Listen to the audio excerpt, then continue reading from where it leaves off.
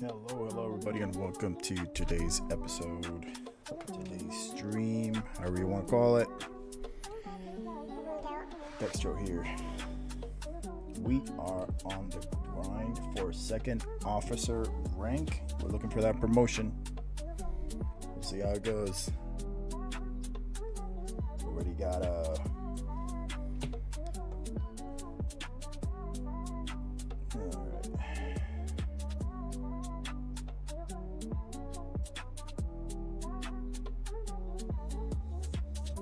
hold on a minute, guys.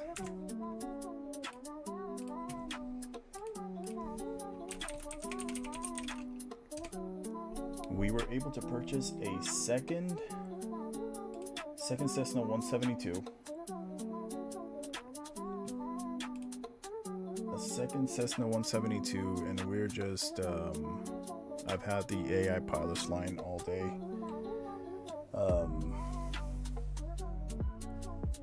One of the Cessnas that we bought had a lot of damage, so we've been slowly rebuilding it as the flight goes on. We've been able to put some money into the into the airplane per se. We've been able to put some money down and slowly rebuilding it. So that's what we're doing. We're going to be doing some passenger flights today. I'm just checking my emails here real quick. I just received an email and I've been waiting for a little bit, so that's why.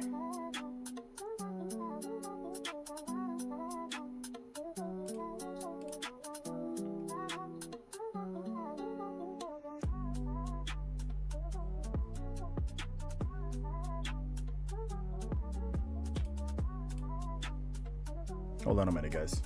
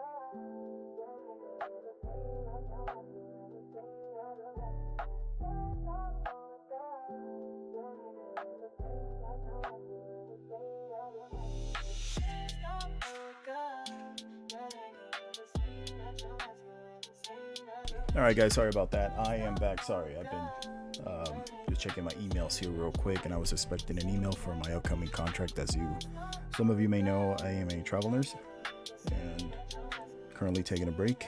I'm having a few offers on my tail, and I just received an email for most likely what's going to be my next contract. So sorry about that. I apologize. All right, so let's get the ball rolling, shall we? Everybody, welcome to the stream. Welcome to the stream, everybody.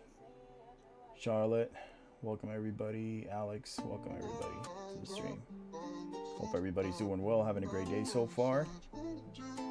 I'm not gonna turn on my camera today, but we will have Kingsley. Welcome to the stream. Welcome to the stream. All right, let's get the show on the road.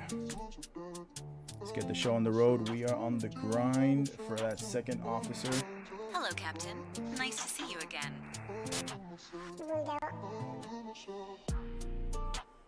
Good day, pilot. We have a lot of excited passengers ready to board today. Let me know when you are ready for them. Thank you for the like. Thank you for the like. I appreciate that. Thanks, everybody, and welcome in. Welcome in. Captain, we have opened the gates for boarding. The passengers are on their way. Orlando Tower, Cessna November, Tree 48 Tango Alpha at runway 17 left, ready for departure to the south. Cessna November, Tree 48 Tango Alpha, wind 107 at 11. Departure to the south approved. Cleared for takeoff, runway 17 left. Exit 836 number 2 for landing. Follow the aircraft on final. Well, I guess we're gonna have to do this real Transporter quick. from dispatch. Everyone is on board. Let's go. Welcome everybody to the stream. Welcome, You're welcome. good to go. Contact the tower for clearance. Let's verify this real quick, and we will do flight plan. Make sure that we are selected on there, and direct to where we need to go. We do have a weather building up towards the south. We're gonna try to do our best to avoid all of that. Just making sure beacon landing lights are on, navigation and strobes are on. Make sure it's fully in. We have 10 degrees of flaps. Let's double verify this real quick. We're checking. All right, we are good. We are good to go.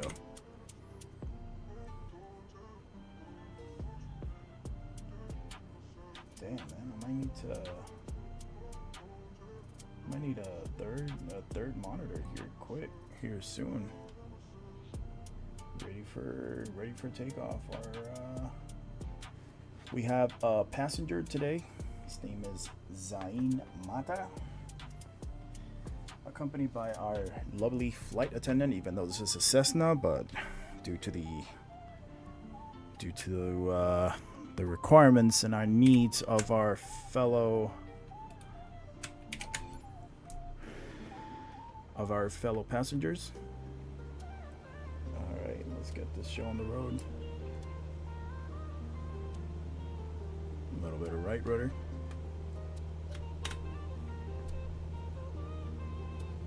Right rudder to maintain that center line. Airspeed is alive. Instruments are in the green.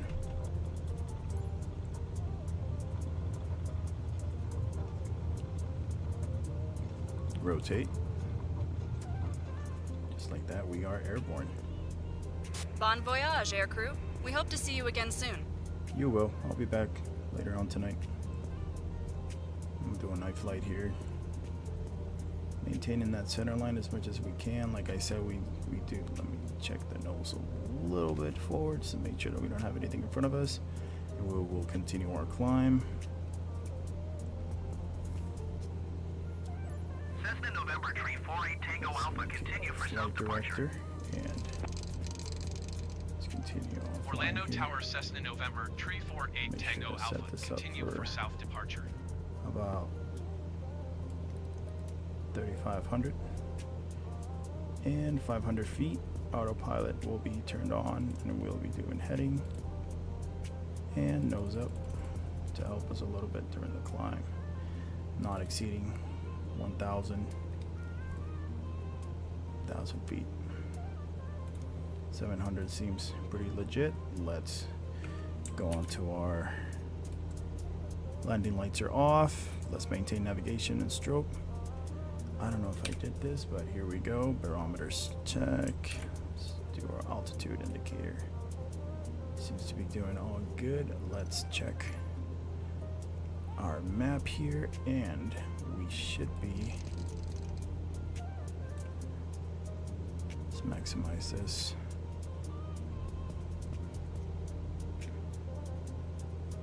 There's where we need to go. So we'll continue on flying this heading until we intercept, and then we will make sure to check the navigation onward. But as of now, just sit back, relax, and enjoy the flight.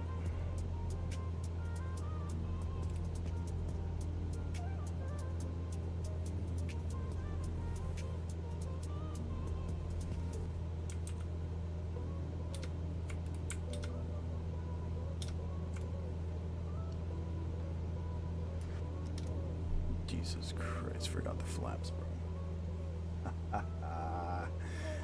Forgot to designate the flaps. So now we're gonna slowly start picking up speed. Let's make sure to start picking up speed here in a minute. Let's lower the nose down a little bit to start building up. A little bit of speed on the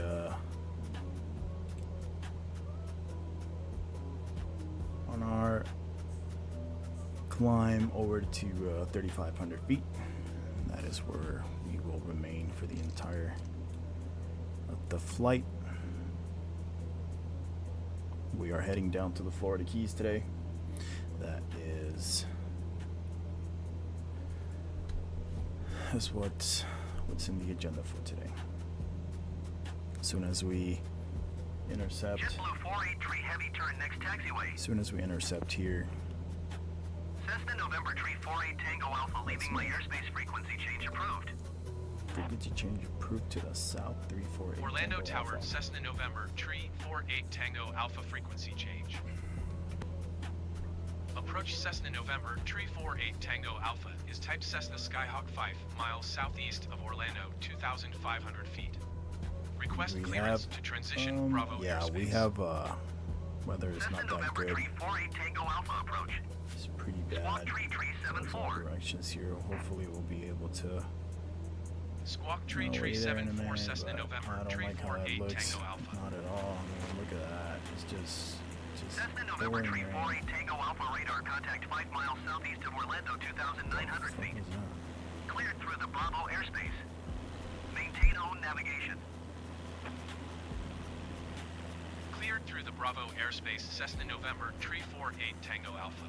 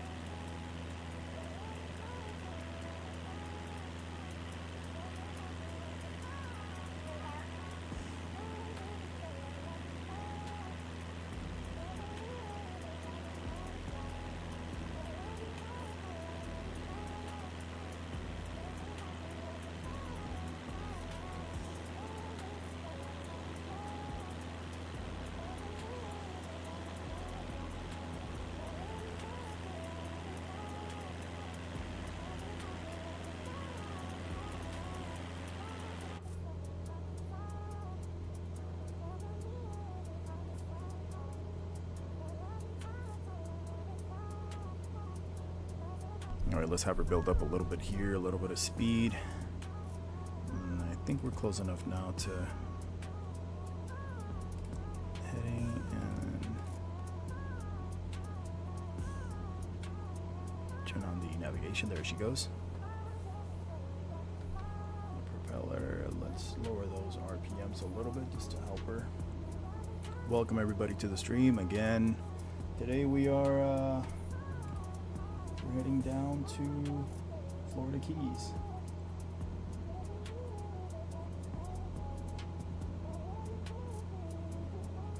Rouge 1674 Heavy, you are 21 miles southeast. We're heading straight into that beast. Okay, lovely. Heading straight into it. Alright, so our passenger is giving us a giving us a thumbs up out on the back.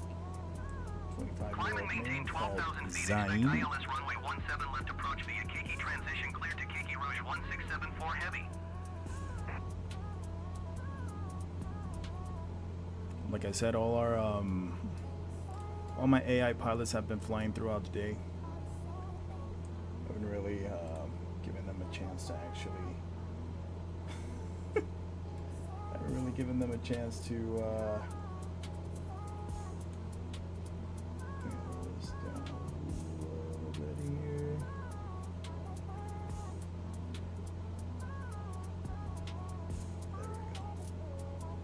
There we go. Perfect. Haven't really given them a chance to rest, so now it's my time to fly while they rest, and then they'll be flying all night. So that's the plan. See, the way I've been running it is pretty much after watching a lot of videos on YouTube. I think the best way to run the company is to, like, throughout the day and throughout the night, you have your AI pilots pretty much running the whole thing. And whenever you do want to sit down and fly, just make sure you have an aircraft available at your home base where you're at. And then leave them, let them rest, and yeah, we're deep into it, man. Like, look at that. We're just walking straight into the system. 0 fucks given. Okay, bienvenido al stream. ¿Cómo vas? Oye, hace tiempo que no... He estado chequeando a ver si te veo el live hoy, pero no he visto nada. ¿Qué está pasando? ¿Qué está pasando contigo? Hola, hola. ¿Qué está pasando contigo? Que no te he visto. No te he visto online. Pero estoy metido en un sistema aquí, cabrón, en Florida. Anda para el carajo.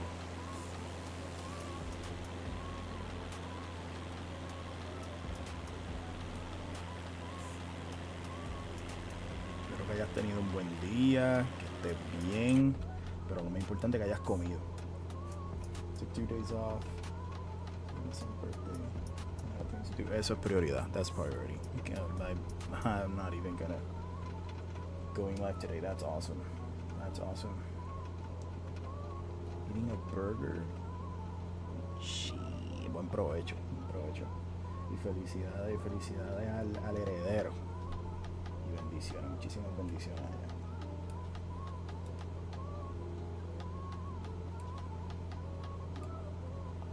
Todo tranquilito hoy, de verdad, todo súper tranquilo. Haciendo casos clínicos durante el día. Just a few minutes ago I got an email with another job offer, nearby hospital. Numbers look pretty good, so I told them to pitch my profile over to the hospital. If I get approved, then we'll see how it goes. Thank you. Gracias por eso, de verdad. So, esperemos que todito fluya. So we're on a cruising altitude. We have good enough speed, so we're just gonna lean Frequency change approved Cessna November Tree 48 Tango Alpha. 65. Approach Cessna November Tree 48 Tango Alpha is type Cessna Skyhawk 7 miles northeast of 57 Foxtrot Alpha 3,500 feet. Thank you. Request flight following. Gracias por los gifts. Cessna November Tree 48 Tango ¿A Alpha. qué hora va a estar live? Squawk Voy para allá. 5024. Squawk 5024 ¿Sabes que ahora Cessna me están November apareciendo, 348 Tango apareciendo Alpha. ahora un montón de 8 p.m. Oh, wait, that's Cessna November Tree ahora 48 mismo donde yo Tango estoy son Alpha. las Radar 6. contact 7 miles northeast of 57 Are we on the same time Foxtrot zone? Alpha O tú estás 3500 una feet. hora antes que yo. Altimeter 30.03. Digo, no, sí, no, una hora Roger, después. Cessna yo estoy- November Tree 48 Tango Alpha. Fucking how this whole thing works.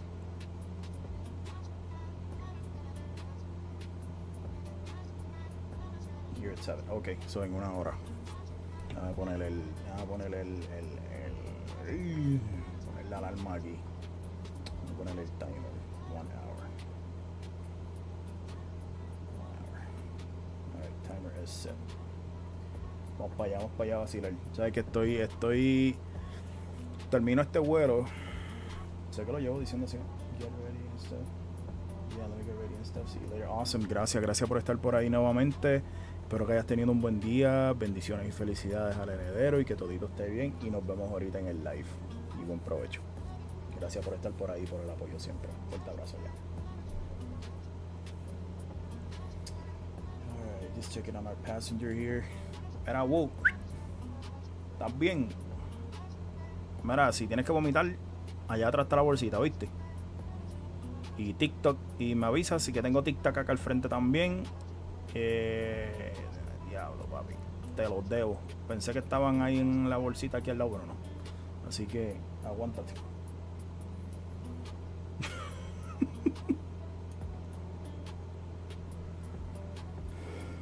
So yeah, so the way I've been running the company pretty much is letting my AI pilots just fly the aircraft we own. I'll let you guys check the hangar out. So we own two, not one, but two Cessna 172s. We've hired pilots. Right now, I am carrying phones on the cargo. Plus, we are taking a passenger down to the Florida Keys. We have our lovely Amina, flight attendant, to make sure that she fulfills all the needs and entertainment throughout the flight for our passenger. And we are, yep, one passenger, 192 pounds, 255 nautical miles today. And we are building the grind, like towards that second officer promotion. We want to get promoted. As promotion goes, we open up more missions. So the next rank will be second officer. New missions will be deadline cargo, fragile cargo, secret passengers. Should be pretty interesting. Parachute, advertising, hazardous cargo, and new AI pilots, second officer. So that's something that I'm really looking forward to. This is the brand new Cessna that we started the game with, that we started playing with. Right now I have a pilot, call sign Hammer. She's awesome. Our aircrafts are totally insured. If we wanted to sell the aircraft, we could for $38,000, which absolutely fucking not. I'm not selling that.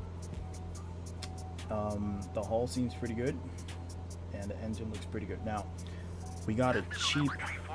That's us. 132.5 for this November 340 Tango Alpha. 132.65 Cessna November 348 Tango Alpha. All right. So, Goodbye. and yesterday we were able Approach Cessna November to 348 purchase Tango Alpha, finally our 3,500 second. feet. We sold our 152 that we start with the game. We sold our 152 and got a 172. The reason why is because the 152 was only one passenger, so we couldn't really do much with that aircraft. Couldn't really carry that much weight, that much cargo. It'd be only one passenger, versus a 172 that this aircraft allows me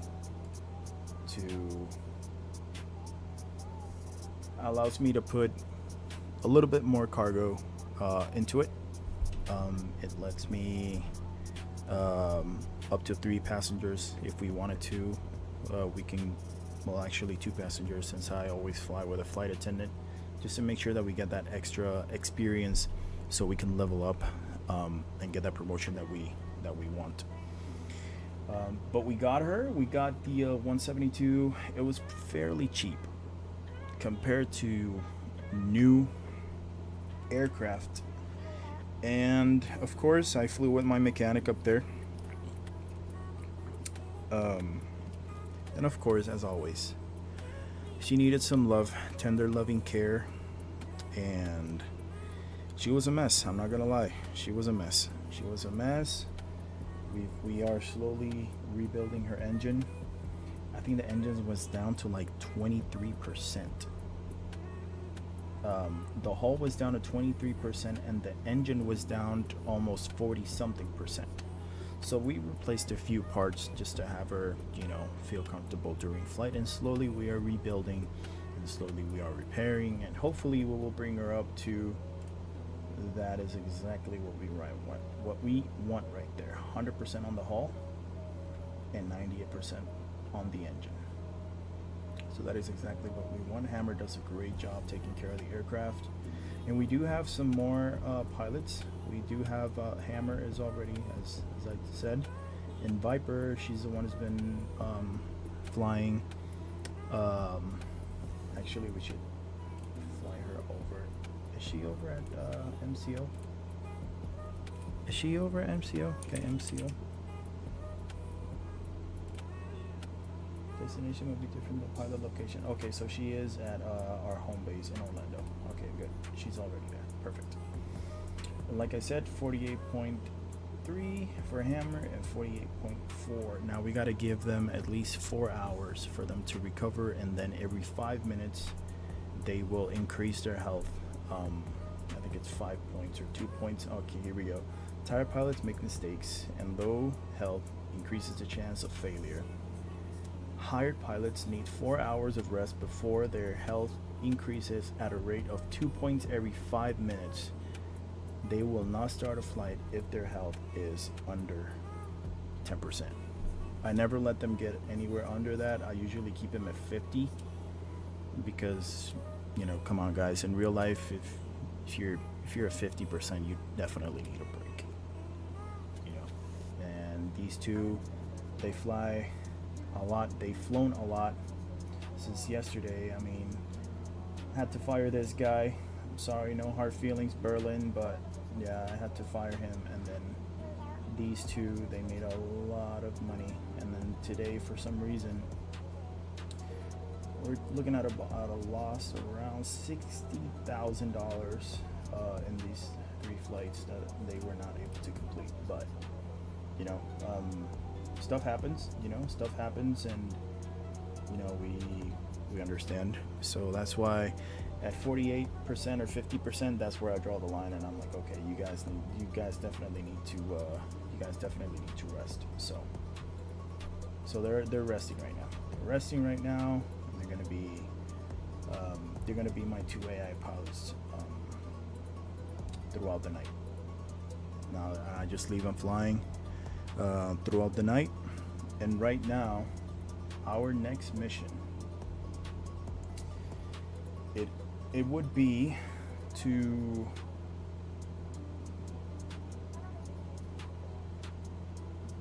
hold on a minute. Oh yeah, is she with us? Yeah, she is with us. Shit. Got kind of worried there in a minute. For a minute there, got kind of worried. So, well, we're at the flight deck and we're just cruising along. Let's see.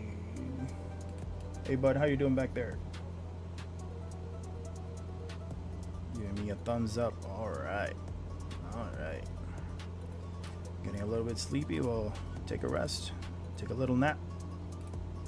I'll let you know. So what honestly, like I'm really planning on doing right now, it's start saving for what could be the next aircraft that we go for. Also, yesterday I was really busy, really busy yesterday. It was a busy day. Let me pull this up here real quick. Hold on, guys. Let me see something here real quick. Sure that. All right, that's where we're at right now. Okay.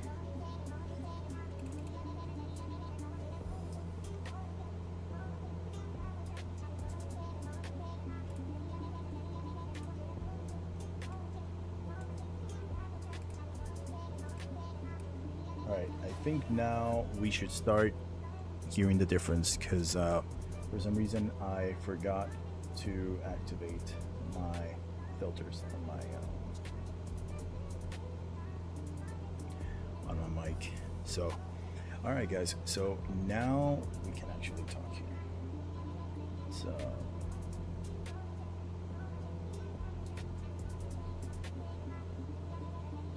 welcome everybody that's joining us today. Welcome to the flight deck. All right, so our passenger is just told us that he's getting thirsty, so our flight attendant will start drink distribution. We're not even halfway there, bro. You're already thirsty? I thought you went crazy on the You went crazy on the oh my God. Went crazy at the terminal with all the munchies and stuff.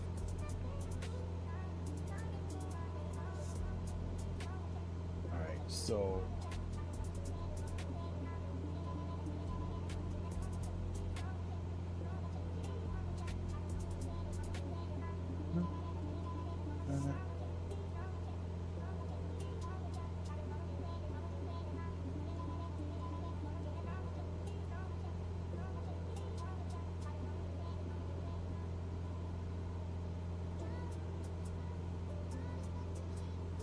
our flight attendant is going to be starting distribution of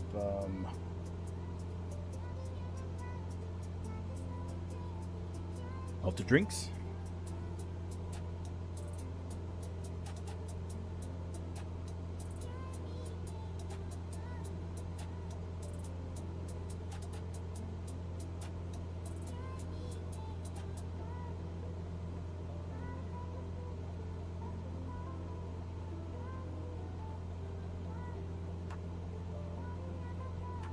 All right, so as I was saying, you're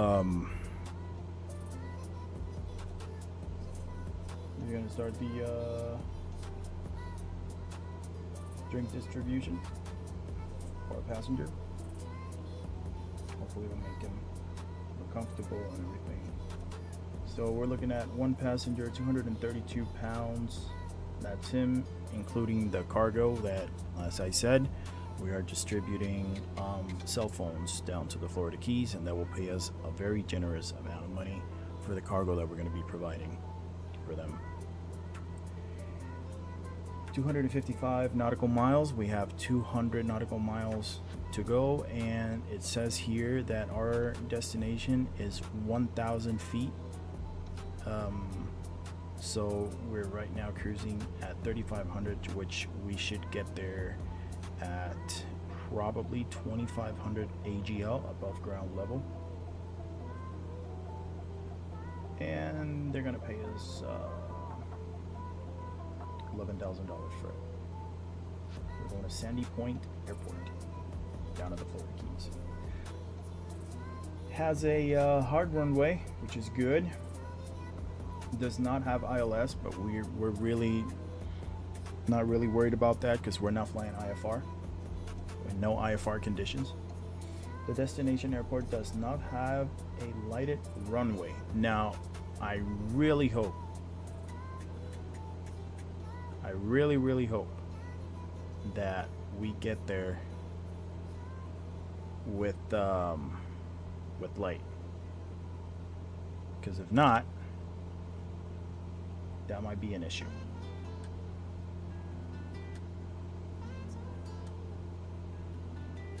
And last but not least, it does deliver fuel. But no worries. I got everything. I got the charts. Make sure to pull this up, and I already did a waypoint. I'll show you guys. We're gonna fly through this airport right here, and then here's where it starts getting interesting, and I'll show you guys why. Since I don't like my approaches going straight into the airport, here's what I did. I put a waypoint where it pretty much aligns us with the runway. It's a straight line from there ish, you know. It's a straight. I prefer that than coming up at an angle, and then at the very last minute, you know, we have to turn the very last minute. I don't really like that, so I like establishing myself a little bit. So that's why I put this waypoint over here. But as of now, we still have 200 nautical miles to go. We can sit back and relax and enjoy the flight. But just tracking us off the coast of Florida.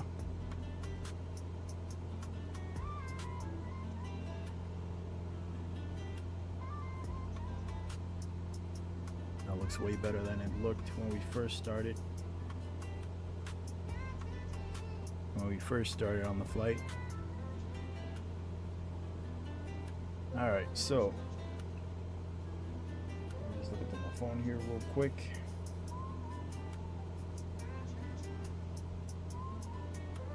Beautiful, beautiful sunset behind us. Look at that. The best office in the world. Alright. That being said, now I gotta get my daily fix because they uploaded an episode yesterday, and I don't know if you guys are into podcasts or not, but sure as fuck I am. So I'm just gonna catch up on my stuff.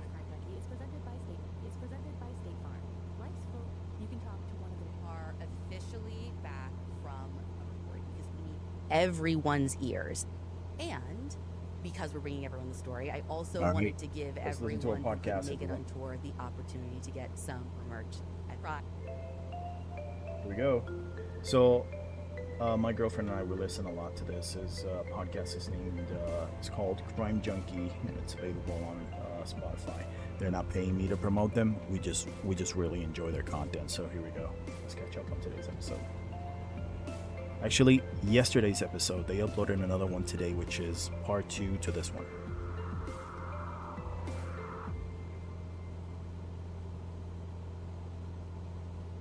How could this have happened to us? But you know, over the years, I see so many people losing loved ones. And the one question that keeps coming back to me is, if we had done something different, if we'd stayed in Hawaii, if we'd stayed in Spain, this would have never happened. Goodbye. You know, why did Palm this Beach approach happen? Cessna November, tree 48 Tango Alpha, What brought us 3,500 here feet. to this place?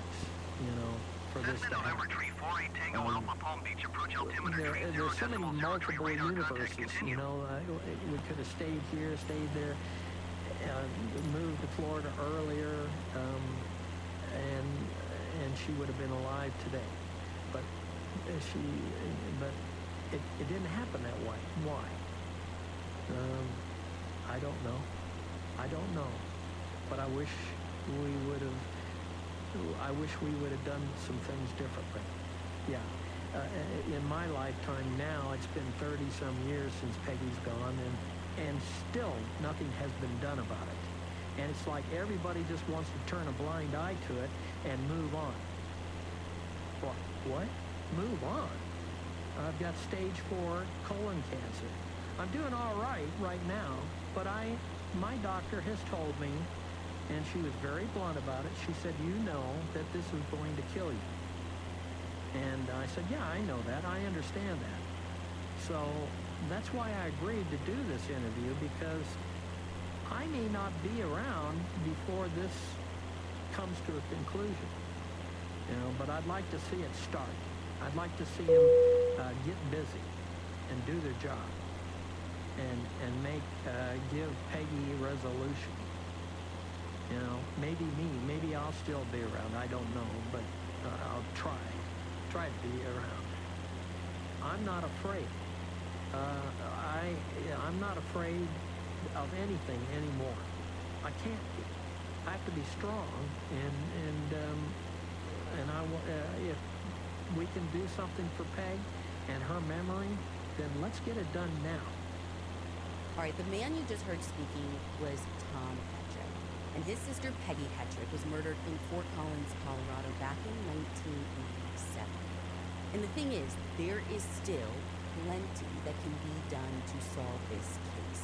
The problem is the people who are in charge right now, who have the case, aren't doing what needs to be done to solve it. But our crime junkies know what helps with that, right? A little bit of pressure. And a lot of noise. And so the reason we went on tour, the reason we're bringing this story again, is we want to tell people why they should be making news, why they should be straight up mad. Not just on behalf of Tom and Peggy, but so many people in our story.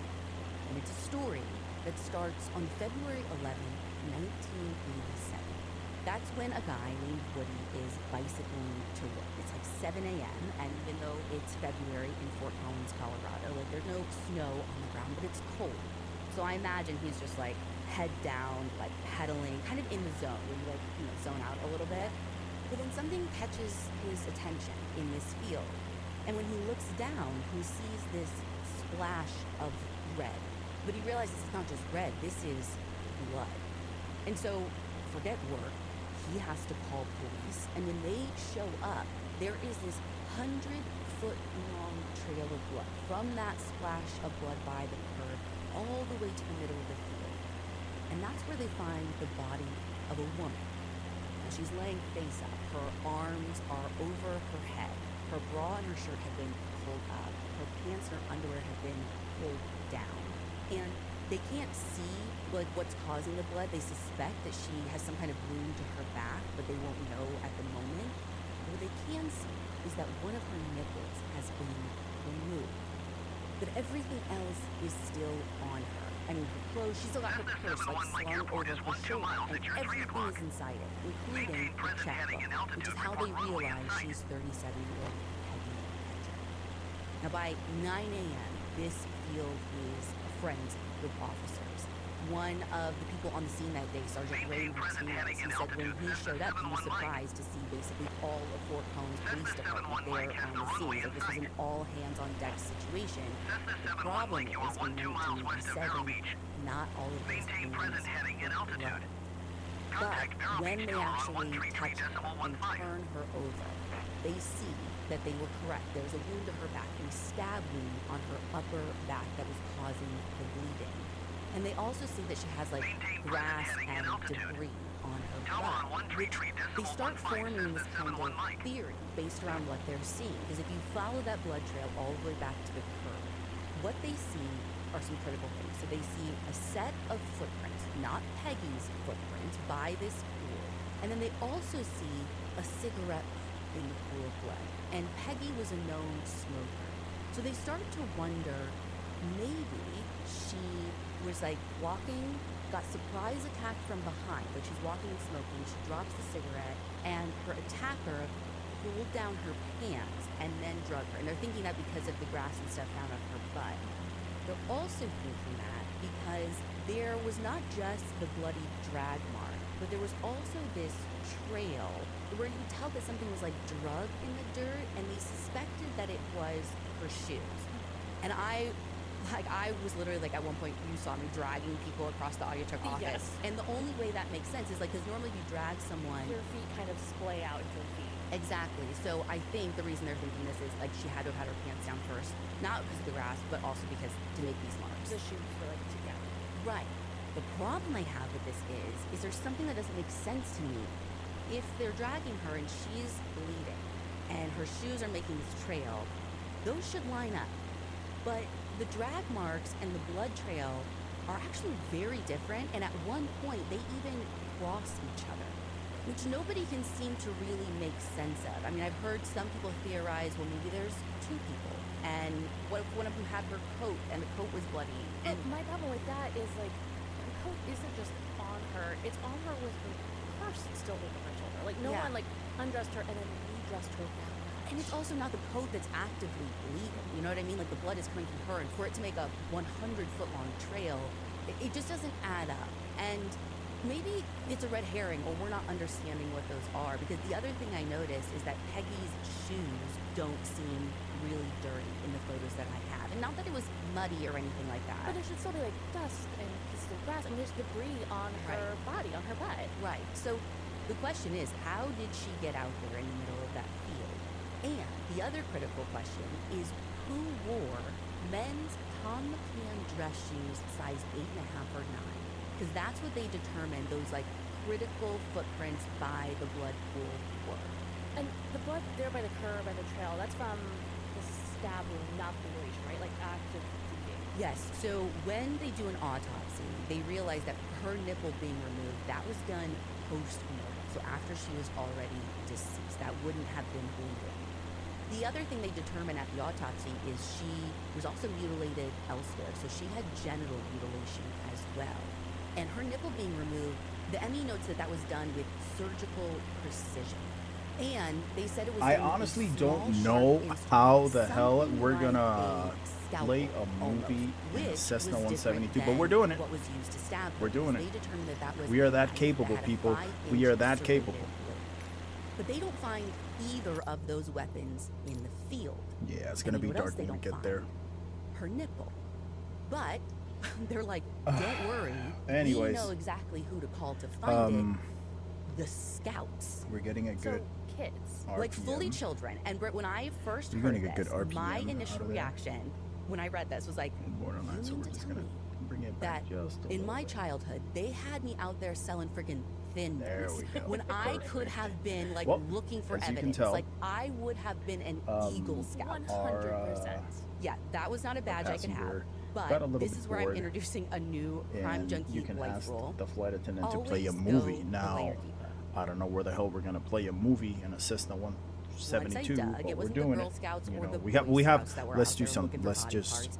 It was actually something keep an called open the mind here. We Explorer have Scouts. a tablet. Still kids. Oh my Oh, god, we that's have a still tablet fully, like, high school with kids. movies in them, and we And just gave them if you to don't know, this is also our like a quick passenger back PSA to there. my crime junkies. There we go. I am See? trying to put together an episode for the near that's what we're future doing. about the Explorer program. I'm not saying like But yeah. pull your kids out if you have kids in it. I'm just saying pay attention, get involved. Ask some questions. I have found there Set this is to a lot 132. of abuse that happens in that There we go. program. So Okay. quick PSA, future episode to come. Hit me up if you have a story. He is 100% But happy. anyways, Look at that. Kids are out there looking for 100%. nipples, which they don't find, and the police are looking for a perp. And they decide that to find this person, the first thing they need to do is they need to get to know Peggy. They need to understand her last movements. So they start by going to her apartment. And they learn that she had a temporary roommate at the time named Sharon. And temporary is important because Fernando, that welcome to the night stream, when welcome Peggy to the got off stream. work at around 9 p.m. from the fashion bar and she Tim, walked welcome to home, the it stream. wasn't far away. Welcome everybody. She found herself locked out of the apartment because they were sharing keys. Welcome And to the flight she's like deck. banging on the door. And Sharon is either out drinking Right, and forgot to get so- home in time to let her in, or she got home, but because she'd been out A drinking, little she was bit, like home passed out. we're Either about way, 1/3 Peggy's of the banging, way banging, can't get on inside. our So, way to the Florida making the Keys best of like a to mess transport situation, this, she decides to go kind of bop this around to passenger. a couple local bars. and She has also a drink. deliver She's using the some payphone, goodies. trying to like call home and bring in wake some cell Sharon up. phones. By around And midnight, I she decides to need head back. this landing Again, to be banging on the door, as and this time smooth as Sharon it is can there. be She lets her in. because But Peggy is not our staying in cargo for the night. depends on it. She's there to do a little change of We clothes, get out of her needed work clothes, to change be into jeans and a blouse, or like jeans and a going out minus- top for my millennials. And she goes back out. She goes to this 200 place called the Prime Minister, also within FPM. walking distance. And this was Now, a if regular we would have a haunt for bigger Peggy. aircraft, so it's not which surprising is that what she runs I'm into planning somebody on she doing knows. Her on the again, future. off again, currently off boyfriend, Matt Um, Zollner. Now, Matt was would be actually able to there at the get bar that night passengers with and another cargo woman. to Someone do he that had just met double that evening, whammy like kinda didn't thing, even remember her name. It's like and then maybe Sean. continue He on said and though he saw building Peggy and they chatted our- for a little bit. He even offered her a ride. when he building our realized that she capital walked, and towards she the next originally aircraft that we're going to buy, accepted, which I am but between he like the went to the bathroom and when he came out, she was VA-62, leaving the alone. So he Diamond, figured maybe she just changed her mind or or whatever. the Cessna And so he said him and maybe Sean, they stayed till last call. 414 then maybe Alpha. Sean went home with him. She stayed with him till like 3 or 3:30. Actually, let's And jump other in people and backed I'll this show you up. guys. The bartender I'll at show Prime you Minister guys saw what- Peggy leaving which two alone at aircraft 1:15 I'm in the talking morning. about, and you maybe guys Sean can help backs me up that she was with decide Matt on which one. till last call, then back at his place till And again, we're 3:30. halfway through, guys. So We're this halfway is through. the We're last time almost there. Peggy is seen. 1:15 in the We need to morning, get we need leaving to the get Prime that Minister alone. second officer ready. And this does kind of work with their theory, because if you were to look at a map, which we'll have on the website, if you're watching this on YouTube, We're I'm sure gonna it's popped organize up, them by category the so you guys field can where see. Peggy's body was found is 2.25 kind of in November, tree between 48 Tango the Alpha. Prime I was gonna Minister say, and her apartment. yesterday I So got this my multi Miami engine City Cigarette Supplies, like November, everything's license. still kind of 348 Tango fitting. Alpha, So the question is, 3,500 who would feet. be in this field, this like Cessna empty November field, tree in 48 the Tango early Alpha Miami morning Center hours? altimeter 30 Now, they had done an radar initial contact canvass, continue. and nobody in the area had seen or heard anything. But one detective, Linda Wheeler, she decides she wants to just go knocking on doors again, starting with the people like absolutely closest to the crime scene. And the closest trailer is like 200 yards away, and it belongs to a guy named Clyde Masters. So they go knocking on his door, and Clyde says the same thing, didn't see or hear anything. But he says, come to think of it, my son, 15-year-old Tim, he lives with him in the trailer, and he cuts through that field every morning to get to the school bus. And he says, on that morning that you found that woman, he hesitated in the field a little bit. Like, didn't do anything, wasn't there long. I mean, he still made it to the school bus on time. Let's go to the This is, knowing what he category found. B. Category Maybe it's just Bravo, kinda weird. that is And where police our think it's weird too, because they find out that Tim would have been going through that field at about 7 a.m. piston which is multi-engines almost the same will time be that Woody ends up finding Peggy. Woody's the guy around on the the Capitol to bicycle. get a So they're turboprop. like, we know Peggy's there. If you saw her there, why wouldn't you say something? Why would it doesn't happen unless you were there? All right, So let's they see. go right to the school. So this is the Cessna 414 Before they say that I'm getting my eyes on. I have my eyes on that beauty for a little bit. He told investigators the same thing. See the good thing. that I he mean, told us. yes, $2 million, 1.9, but needs to repair the engine a little bit. Go for this one, maybe. But what I like about this is the fact that we're 40 miles away. We're 40 nautical miles away from this one. And that is, we should go and grab it if we wanted to. 40 nautical miles away. So that is we had a little fence halfway across the property line. Alright, let's see Not at the edge of my property, what but happened here. about halfway between the trailer Now and the he's edge of the hungry. property. And I remember seeing, at that time of day, it looked like there was trash out in the Distribute a meal too. I thought somebody dumped Man, some this trash guy's out really in the needy, field. huh? That's what it looked like.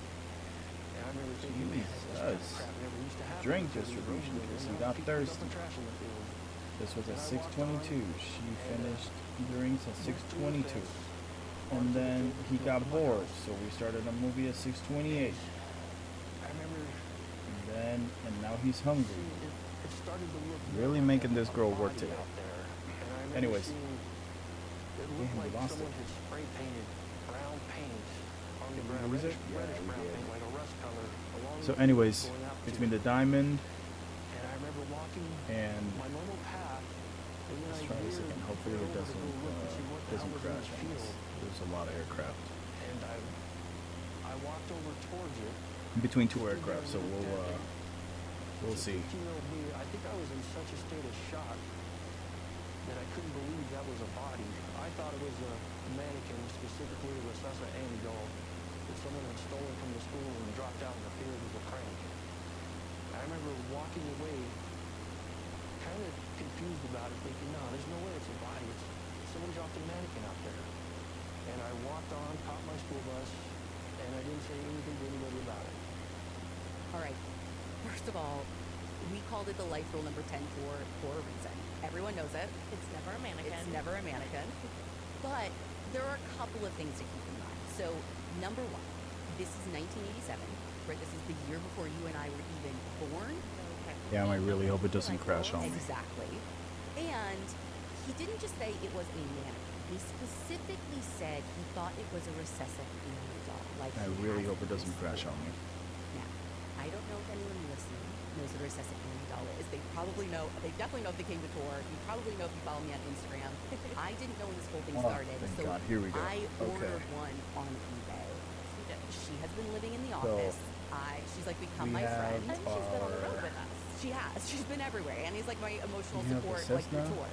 which They're I basically like these, like the body blows up, This but one? like the head, the feet, and the arms are like solid. It's very strange, very Why lifelike, did price go and up? not just lifelike, but like deceased like. Price Well, it's a skyrocketed. secret. Here we No, go. Yeah, and what's So, wild is If we I were have if we were this to rent picture that I'm not going to share. which I of think Peggy's that's face what as I'm she's gonna be lying in the doing. field, once I and promote this recessive once I alien promote to side the by next side. rank, that's The way gonna be Peggy's my her hair cut, like color, my little style, gift from me to me. everything is identical. I'm gonna get a And I showed multi-engine, couple of people hire a on flight the production, attendant, and I'll try, I and I'll explained be this then, I flying explain it now. People passenger don't missions to bachelor, continue to build I on think that they XP understand and that If I reputation show for the people company, picture, it's always which is just what I show want. you just a gas. Yeah, it's shocking. It's Now, It this is. gives us So if you're 15 and you're used to a seeing that cruising at your speed of school 203 all the time, knots. you don't believe that you're walking to school and gonna find a dead This body. is, Like that's just not your reality. your mind just like fills in the blank. Exactly. Gives us a cruising So speed you of have that. 203 And then knots. the other thing is, again, a grown man told us The story. useful We went to load go is speak with him. 1971. But like I Now said, this he was is a what 15-year-old this kid this when this cargo load But is what it doesn't really matter. gets None of me that stuff into it. matters. Please do not It's a believe 7 that you passenger, could have seen 203 Peggy knots, and thought she was 1971 a recessive pounds doll, of useful mannequin, load. whatever. Now the range So is they bring him 1042. in for questioning, which is Maybe not as okay. much He's- I mean, he as can find himself the in Diamond this. And the whole time he and the is Max Fuel insistent he had 1236 nothing pounds. to do Now with if we were to this. come over But here and when they give compare you a to this polygraph, other one, that says otherwise. Which that's would be another half the life price. another polygraph. And It we actually have another gives one, us always 8 get a passengers. lawyer. But Tim said that he and his dad didn't know and that now they the could cruise get a speed, this lawyer is or where we should lose get a little lawyer bit. at the time. And 171 Tim knots, also didn't realize that they were searching his 12, trailer, paying specific 84, attention to which his we room, lose where they about were finding things like 700, guns, 600 a knife pounds collection. And of they're still cargo looking that for a we murder weapon. cannot load on this one, They also found a that pair we of can pants load with on the spots of Cessna. blood And on them. like I said, And we're trying they to found we're trying to this next thing that they think is the clincher. Like they're build proof up the that they're reputation on and make to more a money, get dangerous more mission. cargo missions. They Um, find a bunch now the of range Tim's on this one is 1283 versus Crime the Junkies, range if on the you are Cessna like that me, was you have found yourself 1046. glued to the TV screen, captivated by That's the 200 twists nautical and miles. turns, That's gripping like 2 hours truth. more of flight, Now, more or less, imagine about an having hour endless to an hour and a access half. to all your favorite true crime shows a completely flight. free. You can watch all your favorite And the true Max crime Fuel shows for free on is Pluto TV. Follow along as mysteries 536. unfold, Now, secrets get this uncovered, option classics like 48 is Hours, Dateline more 24/7, fuel efficient. and Forensic Files. These iconic It is shows more are always fuel on efficient demand, so for you us. never have to miss a moment of the Um, action.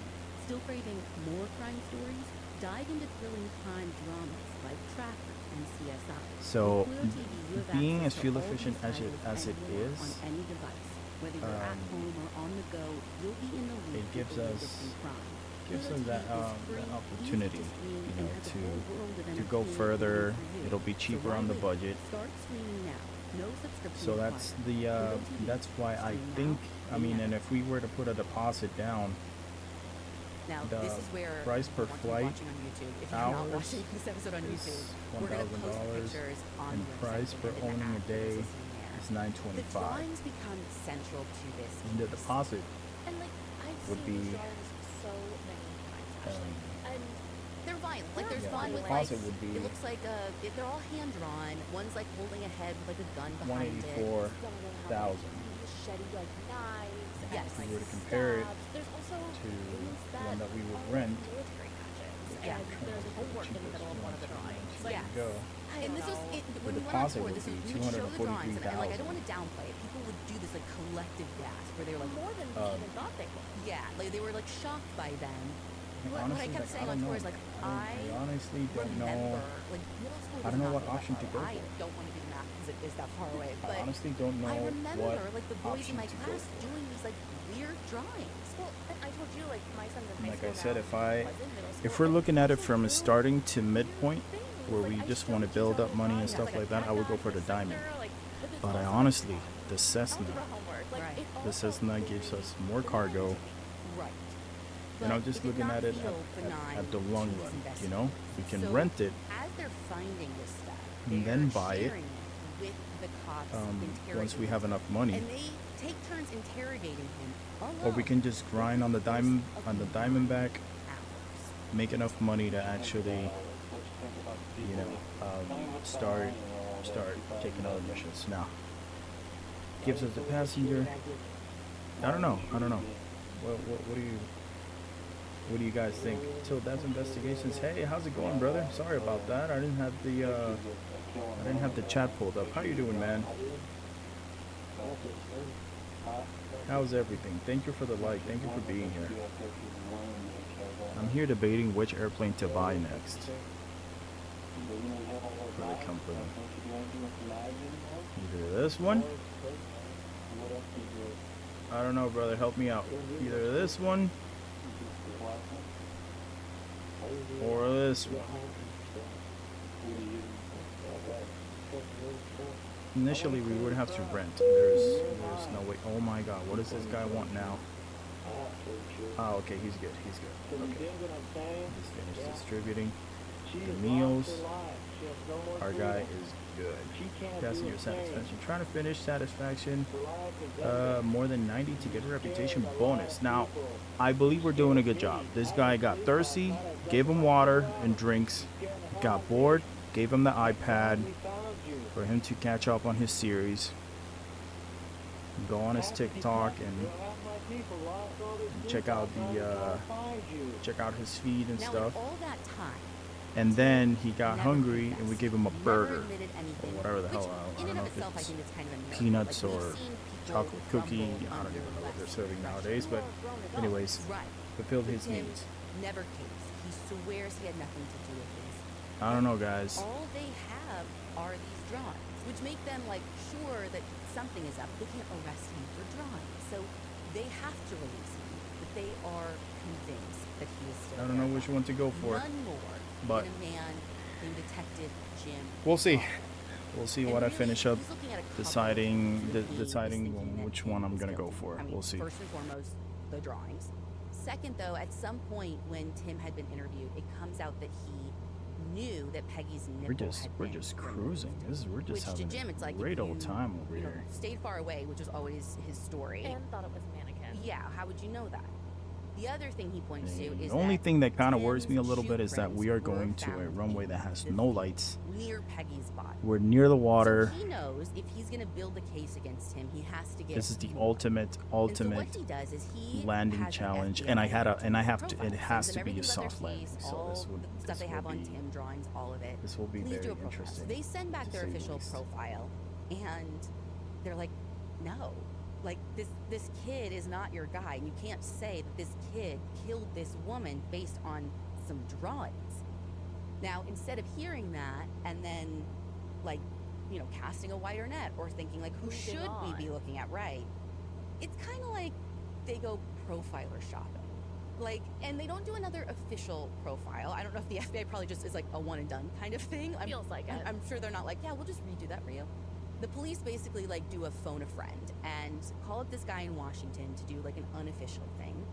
And they get this memo back, and the guy's like, listen, I don't know about all the drawings and stuff, whatever. Maybe if a lot of if, ands, buts, maybes, whatever. But he's like, listen, what I have seen before are cases where a suspect will position their victim in a way so that they can see them after the crime, or maybe even see the crime scene unfold, whatever. And where the master's trailer was did have a direct line of sight to where Peggy was found. So that's enough for Jim Broderick. The takeaway is clear that this kid is dangerous, and it is his job, nay his duty, to get him off the streets of Fort Collins. So the police don't let up. They are pulling him out of class. They're telling his teachers that he is a dangerous individual suspected of murder, which obviously doesn't stay with just the teachers. Tim said that at one point, he would be walking down the hall and kids would go to the other side because they didn't want to walk next to the kids suspected of murder. And he wasn't just getting it at school, it was coming at him from all angles. Every day for the first month of the investigation, the newspaper would show up at their house and the front page was about Peggy's case, how they had one singular suspect that they were honing in on. But Tim wouldn't break in all that time. And he had answers for a lot of things. So yes, his shoe prints were in the field, but he walks through that field. And his prints were not the critical ones, those Tom McCann dress shoes. The closest it came was like 5 to 7 feet away from Peggy, which is like where he said he was walking and saw her. And he said, I knew her nipple had been removed, but not because I saw it or did it. A girl in my art class told me about it. Well, and the police had kids out looking for the nipple. Kids talk. Yes. The blood that they found on his pants turned out to be his own blood. The knives that they collected from his room, his whole knife collection, none of them could be connected to be the murder weapon. And there were unidentified prints found on Peggy's purse and unidentified hairs found on her, none of which belonged to Tim. So they had no choice but at some point to cast a wider net. And they would look at some other people, but quickly rule them out. So it's not surprising that this case cooled off pretty quickly, which was so frustrating for Peggy's family. And it's so, what I found so, revealing, and I see this in a lot of cases, but it was just so clear in this one to me. When someone dies, there's this 2D version of them that gets left behind, especially when it's back in the 80s or whatever. It's like you get a couple of lines in a newspaper about who Peggy was, and that's all I had to go off of when I first started looking into this case. And I want to give our listeners a sense of it. So if you would read what was published about her. Police identified her as Peggy Hedrick, 37, college dropout, bar hopper, and aspiring writer who worked at the Fashion Barn, a nearby clothing store. Her friends privately worried something horrible would happen to her, given her late-night impulses, her jealousies, her appetite for adventure. Sometimes she would head out into the night just to collect details for the book she was writing, or to spy on her boyfriend. And that is so far from the Peggy that I've come to know through her brother Tom over the last year and a half. Because that college dropout who worked at a clothing store, she was brilliant. She had this college sweetheart named Frank who she was madly in love with. They were planning a future, they were going to get married and have kids. It was going to be a bright future. When I say she's brilliant, I mean this woman spoke 4 different languages. She traveled all over the world. Her family and her lived in other countries. She was writing this novel, but then her life took this hard left turn when Frank, her fiance, died suddenly and unexpectedly. And then a couple of years later, her mom died. And I think she was probably trying to figure out what this new version of her future looked like. And so her and her dad and her brother, they moved around a little and kind of bopped all over. They ended up in Hawaii at one point. They all kind of got island fever and eventually decided to come back to the States. And when they did come back, they split up. So her brother and her dad went to Florida and Peggy went to Colorado. Probably because they'd lived there before, it felt familiar to her. And I know that no one sees something like this coming, but there's something about the timing of this that feels especially cool. Because just 2 days before Peggy was murdered, she called her dad. And she told him, Dad, I had this dream that I moved to Florida to be with you. I was so happy. I feel like that's where I'm supposed to be. Can I move there to Florida? And her dad said, of course. Wherever we are, you are welcome. That is your home. But Peggy couldn't just drop the phone and go. That's not real life. She had a job. She had an apartment. She had all these things that she would have to wrap up. But Fast forward 2 days, and instead of helping her plan a move, her dad and her brother were now planning her funeral. You feel like you've fallen into an abyss. One day you have sure footing and things are stable and she's going to be down there and our friends down there were going to find her a job, to help her find a job, and she was going to live with us and be a bright spot in the house, and we'd be a family, to an abyss, like going into the ocean. You can't breathe and you just sink away, far away, without stopping. And so now your life is changed forever. What do you do? You know, hopes and desires they go out the window. Now you have to start a new life. And then after that, my dad started to get sick. Now I'm dealing with my dad that is dying, because the doctor pulled me in. He said, your dad maybe has 6 months. And I just looked at it and I said, what? So Tom and his dad, they end up moving to Colorado so Tom could take care of his dad, also so they could be close to the investigation. But they weren't really getting a ton of updates. I mean, they kind of just got the party line, like this is active and ongoing. But that became harder and harder to believe as a lot of time went on, and really hard to believe when out of nowhere Tom gets this call from someone at the police department who's like, hey, we have a bunch of your sister's stuff. Like, if you want to come get it, like, we'll probably just get rid of it. Like, up to you.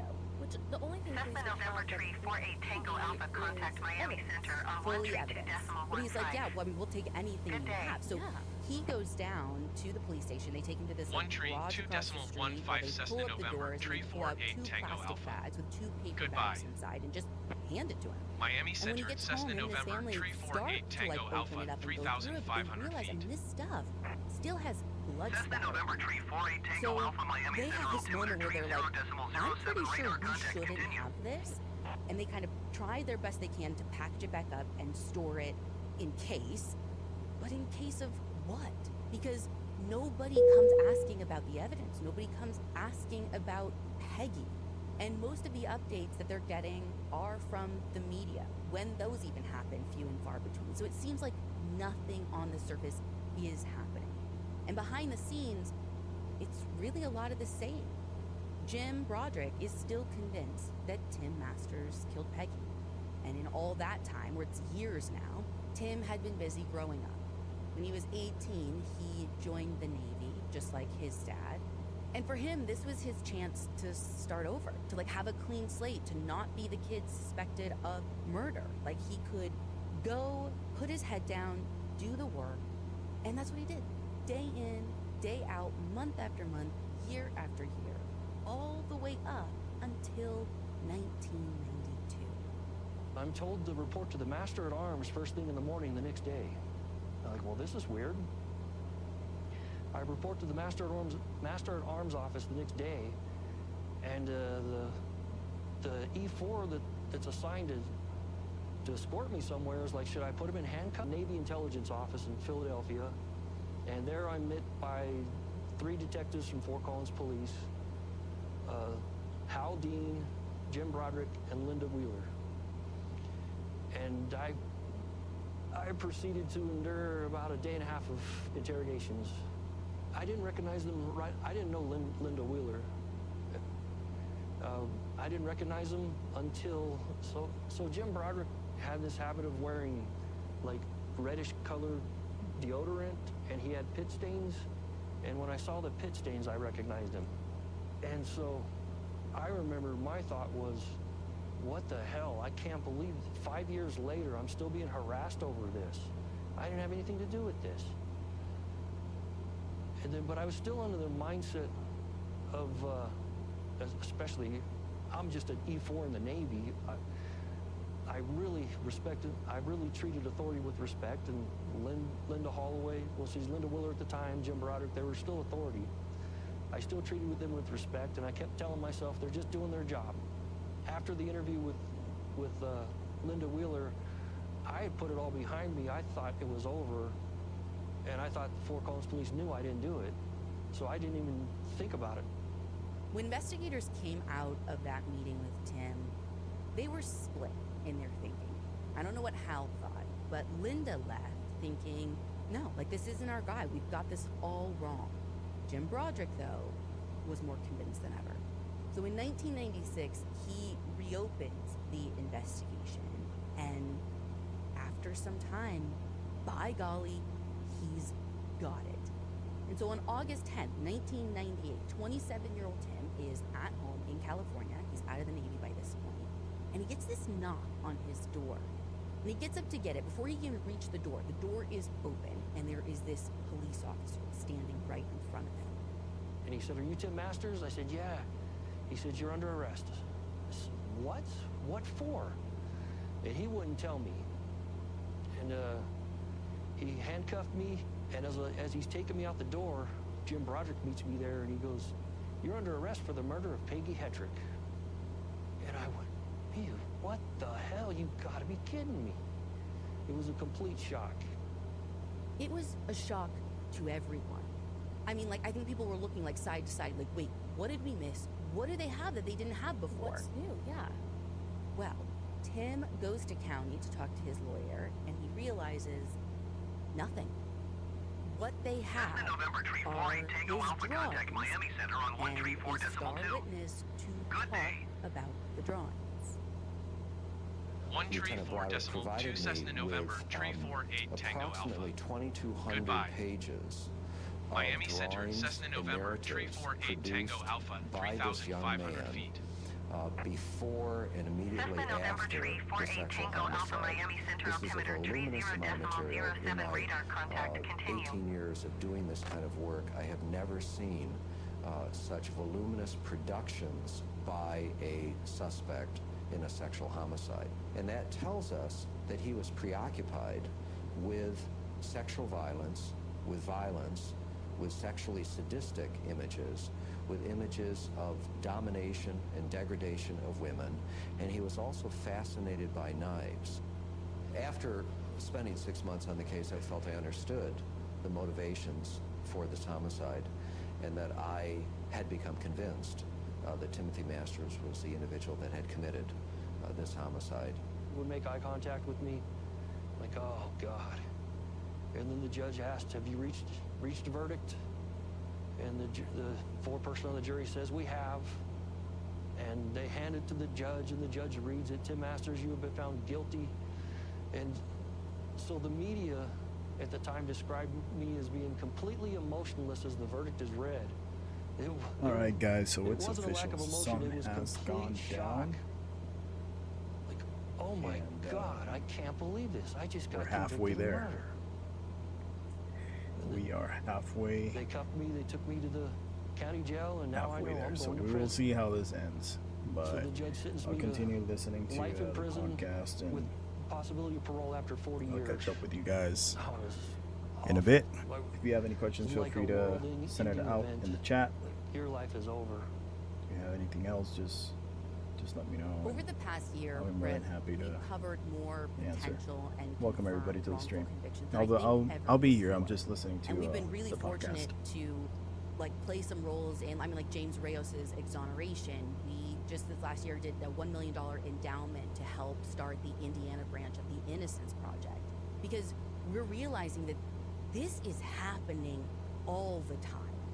And it's not always this obvious as it is in Tim's case, but it is happening, and we have to fix it. And I don't mean you and me sitting here on this couch, like in our studio. I mean we, as in the crime junkie community.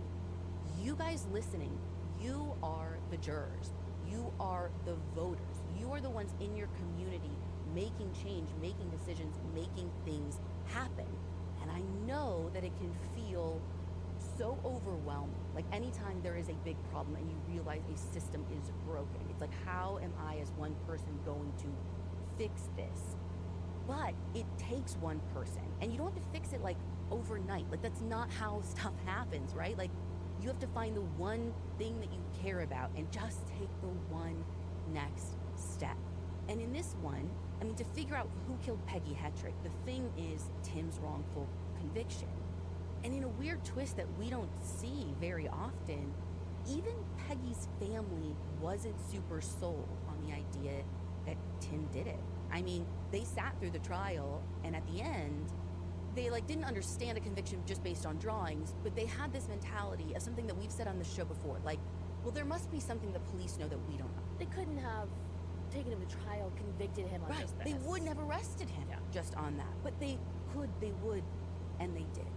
And so Tim gets carted off to Buena Vista Correctional Complex, where every day he wakes up in a cage for a crime he didn't commit.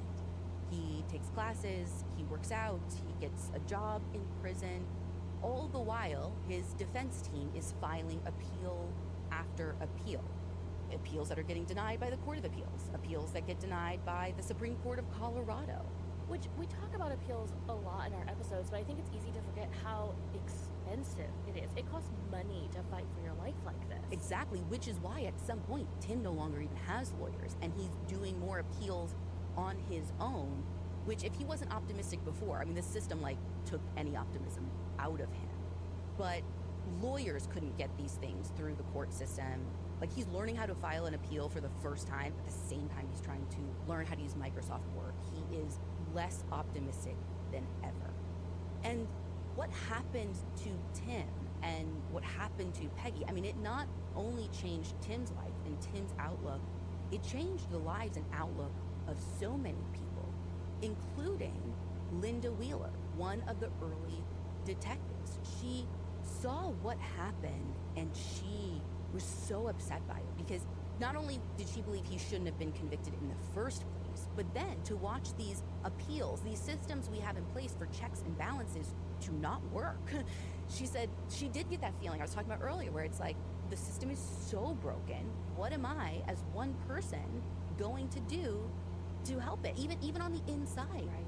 And she got so discouraged that she ended up turning in her badge. She had a complete career change because she just felt so overwhelmed by it. But it is just one person that changes everything in this case. And this is my shout to crime junkies, because it's not an FBI agent, it's not a detective, it's not anyone with a badge or a lawyer. It is a random CPA named Taylor Maris, who is just like you and me and everyone listening. One day he was watching this crime show, one of those crime shows we all grew up on.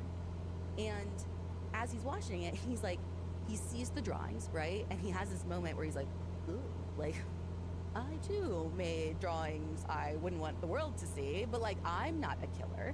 And he said that as he's watching, he kept waiting for that moment for them to show the thing that makes him guilty, makes Tim guilty. What's the piece of evidence? And he's I'm waiting, and then the show ends. And after it ends, he's oh my God, someone should do something. I should do something. And so he takes just that one next step. He didn't know what to do, but his one next step was he wrote to Tim in prison. And he's listen, I see it, how can I help? What I'm gonna do is probably on the next flight, I'm gonna simulate as in we're gonna stay the night over at the island, and then the next morning we fly back. He said, That's what I'm kind of planning on, because I don't want to fly at night. It's boring. You don't see nothing outside the window. Look, you can't see anything. And he said, you can't see anything. So I just communicated is this the with panel? him Yeah, that's the by, panel. A letter. And he That's said, I that. bought all the transcripts of the trial. That's that. $900 worth. Get But out he of here. said they don't mean anything to me because I there. don't read legalese. He said, could I send them to you? Navigation lights, maybe? And for the first time, I sat there and See if read it's no, it's not the what navigation happened lights. at the trial, and I was infuriated. Yeah, Because it's I knew this case, and yeah, I knew we're the jury had not heard the we're truth. stuck here. We have still And at still that have point, I 100 read. nautical miles to go. Okay, So so I contacted we'll Lou, who was Tim's attorney, and I said, "You want my help?" yep. And he said, "Yeah." I said, "Okay," but I know what I had to do is I had to put back on a badge because I knew I wouldn't have any credibility as a civilian. Now, as you can imagine, Fort Collins PD is not welcoming Linda back with open arms. She's telling them they're wrong. Yeah, she's trying to upend a case You that they're can't see over shit. done with. It's solid. Yeah. So she ends up going to work for a Can't even DA's put a office camera on here. That with looks the good. understanding that she's going to work on Tim's case.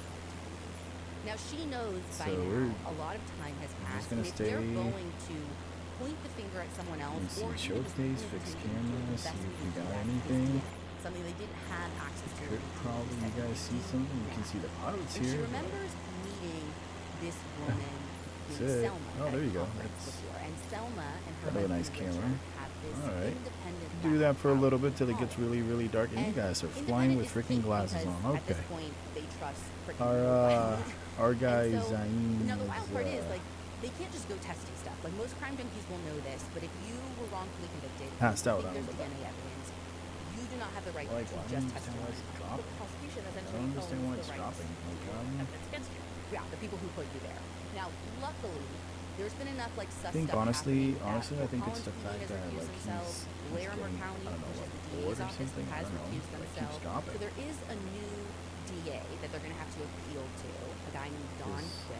And continue they're hoping, like, this on guy has no with, dog in the fight other than just wanting different justice. stuff. So And we'll Selma and give Richard come to the him- U.S. we'll They do this, another like, round of 4-hour food and drinks presentation in front of Don to Quick. see if we can keep him And by the happy. end of Maybe it, I don't Don's know. like, yes, I love you, love the lab, love what you're doing, like, Not really no sure justice. what else to do. But then guess what happens next?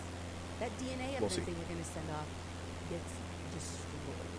And But yeah, I'm definitely doing that for the next flight. I'm gonna simulate. this happens. I'm going to bed. So this I'm evidence gonna get some. destruction I'm happens gonna get some after chow. you We're gonna get get something to permission eat. test it. We're It's gonna not like, take a nice "Oops, we don't have the hot evidence shower, anymore. go to It's bed, gone. It's, oh, no. and then the One next morning we regular fly rate, back. Which is like So they that's gonna were be the next already- upcoming flight. Tim and his team were already suspicious And that we'll probably try something to sus was going get on, something and now they're not sure that on the market ever. that So they do end up finding some stuff that they can send off. At some probably point, they had gone Orlando back to Tom will be and buying brought him out the of stuff that they gave back to him. Like, there's stuff the that island they what we're gonna go shouldn't to, have this. He's like, which I know. is Sandy So they, Point. like, at least collect that. So we'll Thank see. God he saved it.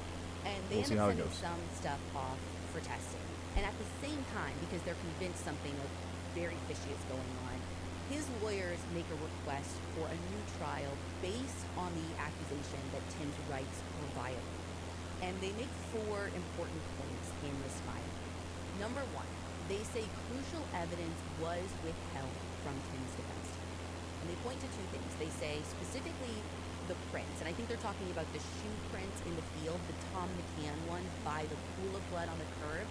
Apparently they never knew, like his defense team never knew that those existed. The second thing that they didn't know existed was that first FBI profile that the police had done that said Tim is not your guy. Didn't know that that was a thing. That kind of just went away, which would have been really helpful in a trial. Their second point in this filing was the whole DNA destruction thing. Like, There's that. There's that. And then the third is apparently there was like a mishandling of some skin cell DNA that they had. So some evidence they had, but, you know, not only destroying things, then you're mishandling things. Like, so much is useless.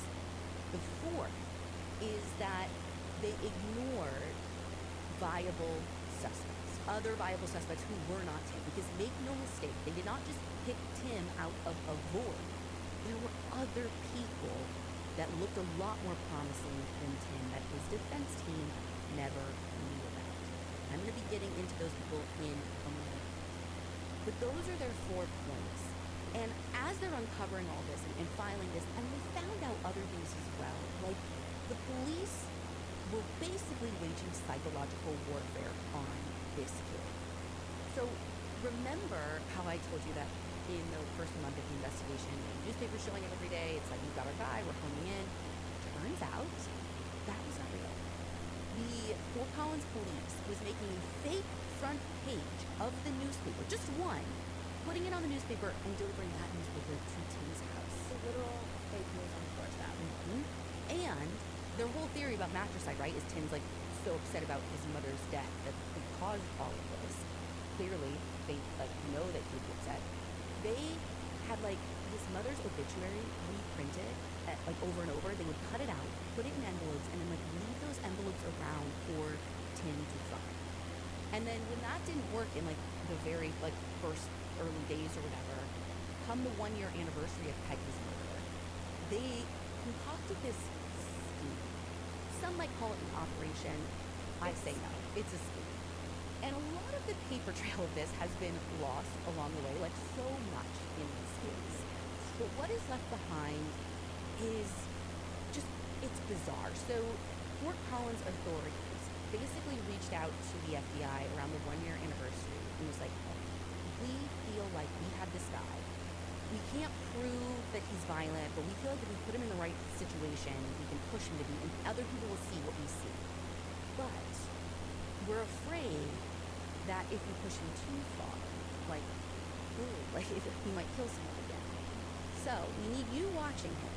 But if it goes too far, you have to pretend like this didn't happen. We didn't do this, you didn't do this, like we all had nothing to do with whatever it is he does. And the FBI's like, got it.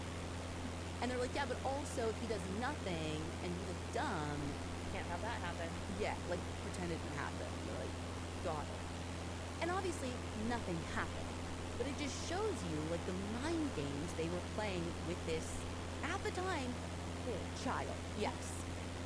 So this request for a new trial gets filed, the DNA stuff gets sent off, and even now, Tim is still not optimistic. Like, everything that can go wrong for him has. Why would this be any different? Even when everyone around him is telling him they think it will be. So I'm in the unit. All of a sudden, the whole facility locks down for some reason. And they lock down a lot. You just assume a fight broke out somewhere, somebody got hurt, whatever. So I'm sitting in my cell, and my case manager comes up while everybody's locked down, and he says, Tim, your lawyer just called. She wants you to call her back. I'm like, okay, I'm locked down. What am I going to do? He says, I'll try and get you out here in a minute. So he goes down, and he comes back a little bit later. They take me out. Or no, he goes back down to talk about it, and then the news comes on, and there's an announcement from the special prosecutors in my case, and they announce that they're going to dismiss the case against me, and I'll be released on a PR bond. And I'm like, everybody in the unit was cheering, yeah, you're going home, Masters, you're out of here. I'm like, wait a minute. I'm going to talk to the lawyer later today. We'll find out for sure. Because at this point, I'm so pessimistic, I don't even believe what I just saw on the news. And then I go down to the case manager's office. He calls my lawyer, Maria Lou, and she says, you're out of there. They're letting you go. So, ironically, I made it. I wasn't in prison for quite 10 years, but I was in there almost 10 years. And, oh man, it was weird. They had, my lawyers bought me a suit out of their own pocket. And I got to wear a suit. They talked the sheriff into letting them release me from the courthouse rather than coming back to the county jail to be processed. Good day. So I went in there and they released me out of the courthouse. That never happened in Colorado. 126.5 If you get released, Cessna you gotta November go back to the county jail, 348 wait Tango around while they Alpha. process you. Goodbye. And they let them release me from the Report courthouse. approach Cessna November 348 My Tango entire Alpha, family was there. 3,500 My feet. family was so big that they couldn't fit in the courtroom, and the Tango courtroom Alpha, was packed in approach with people. altimeter 30 So they had my family go back to the contact judge's continue. chambers. And when the hearing started to release me, all my family started walking out, and there was my sister. I almost broke out in tears when I saw my sister. It was a good day. That good day was January 22nd, 2008. He was let out of prison. Charges were dropped.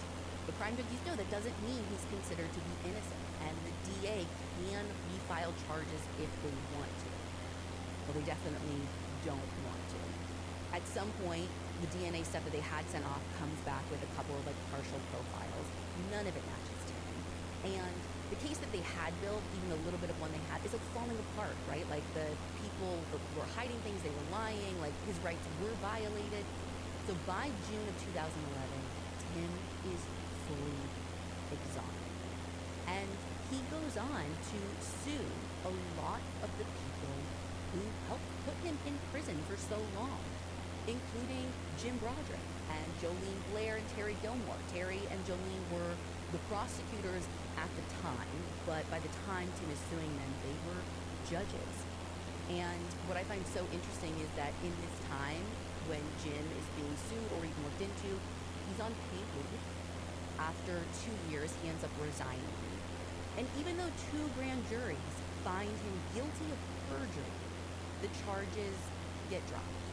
And the judges, at least this is happening during an election year, they don't get reelected, but they don't get so much as a slap on the wrist.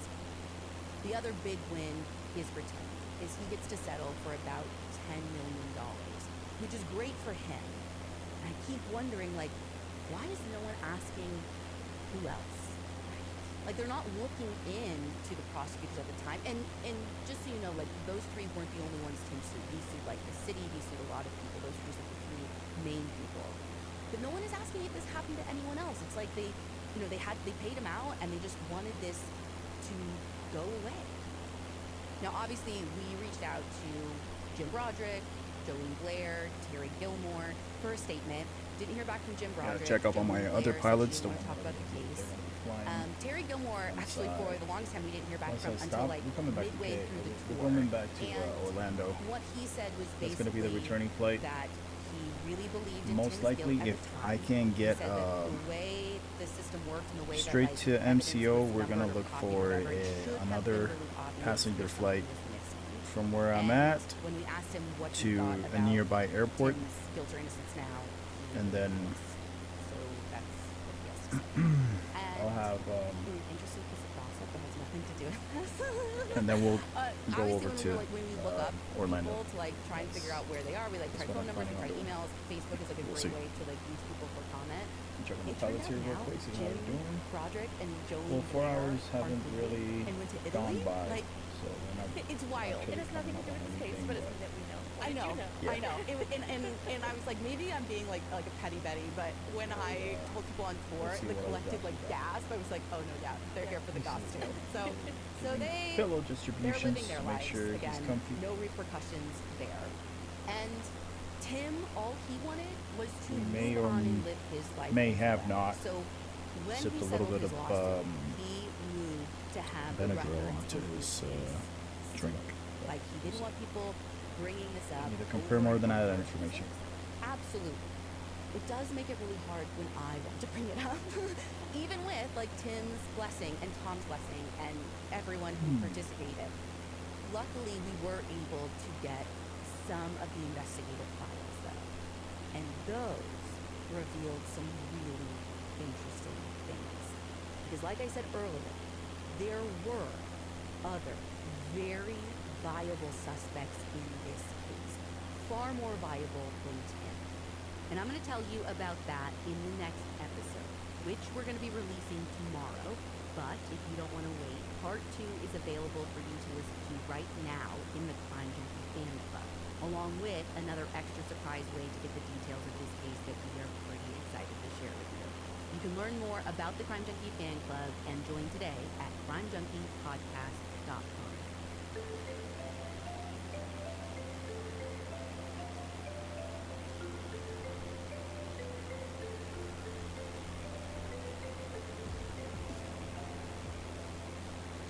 You can find all the source material for this episode on our website, crimejunkiepodcast.com.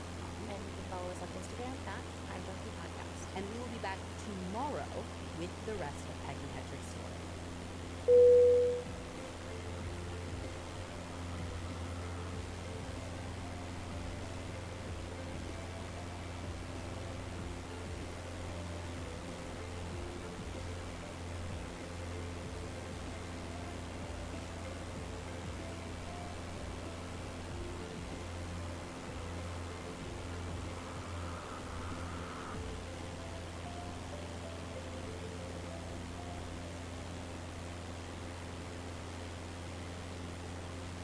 Crime Junkie is an audio Chuck production.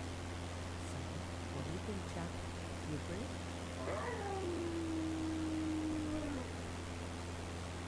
Today's special episode of Crime Junkie is presented by State Farm. Ever had that feeling of what now when life throws something at you that you didn't see coming? Maybe it's a car accident, a big move, or even just driving off a lot with your brand new car. With a State Farm agent, you know someone is there to help you choose the coverage you need. With so many coverage options, it feels good knowing you can find what fits for you. Whether it's talking to one of their local agents, using their award-winning app, or even getting help over the phone, you'll have real people there to guide you. They'll help you figure out the right coverage for what matters most. Plus, you can file a claim easily right now. With State Farm, you don't have to figure it all out alone. Like a good neighbor, State Farm is there. Of Tom McMahon shoes. No. So they didn't find any Tom McCann dress shoes. They did take note of like a pair of boots that were like propped up against his couch, but Don says those were the boots he was wearing the night Peggy died. They're not the prints that match anything in the field. And I get the sense that like those were his night shoes. Like he didn't have Not a like, dress shoe guy. right. And so maybe for all of those reasons, he didn't have Tom McCann's. He maybe had an alibi. He was acting how they expected him to act. Early on, people wrote him off, even though he, too, like Tim, failed the polygraph.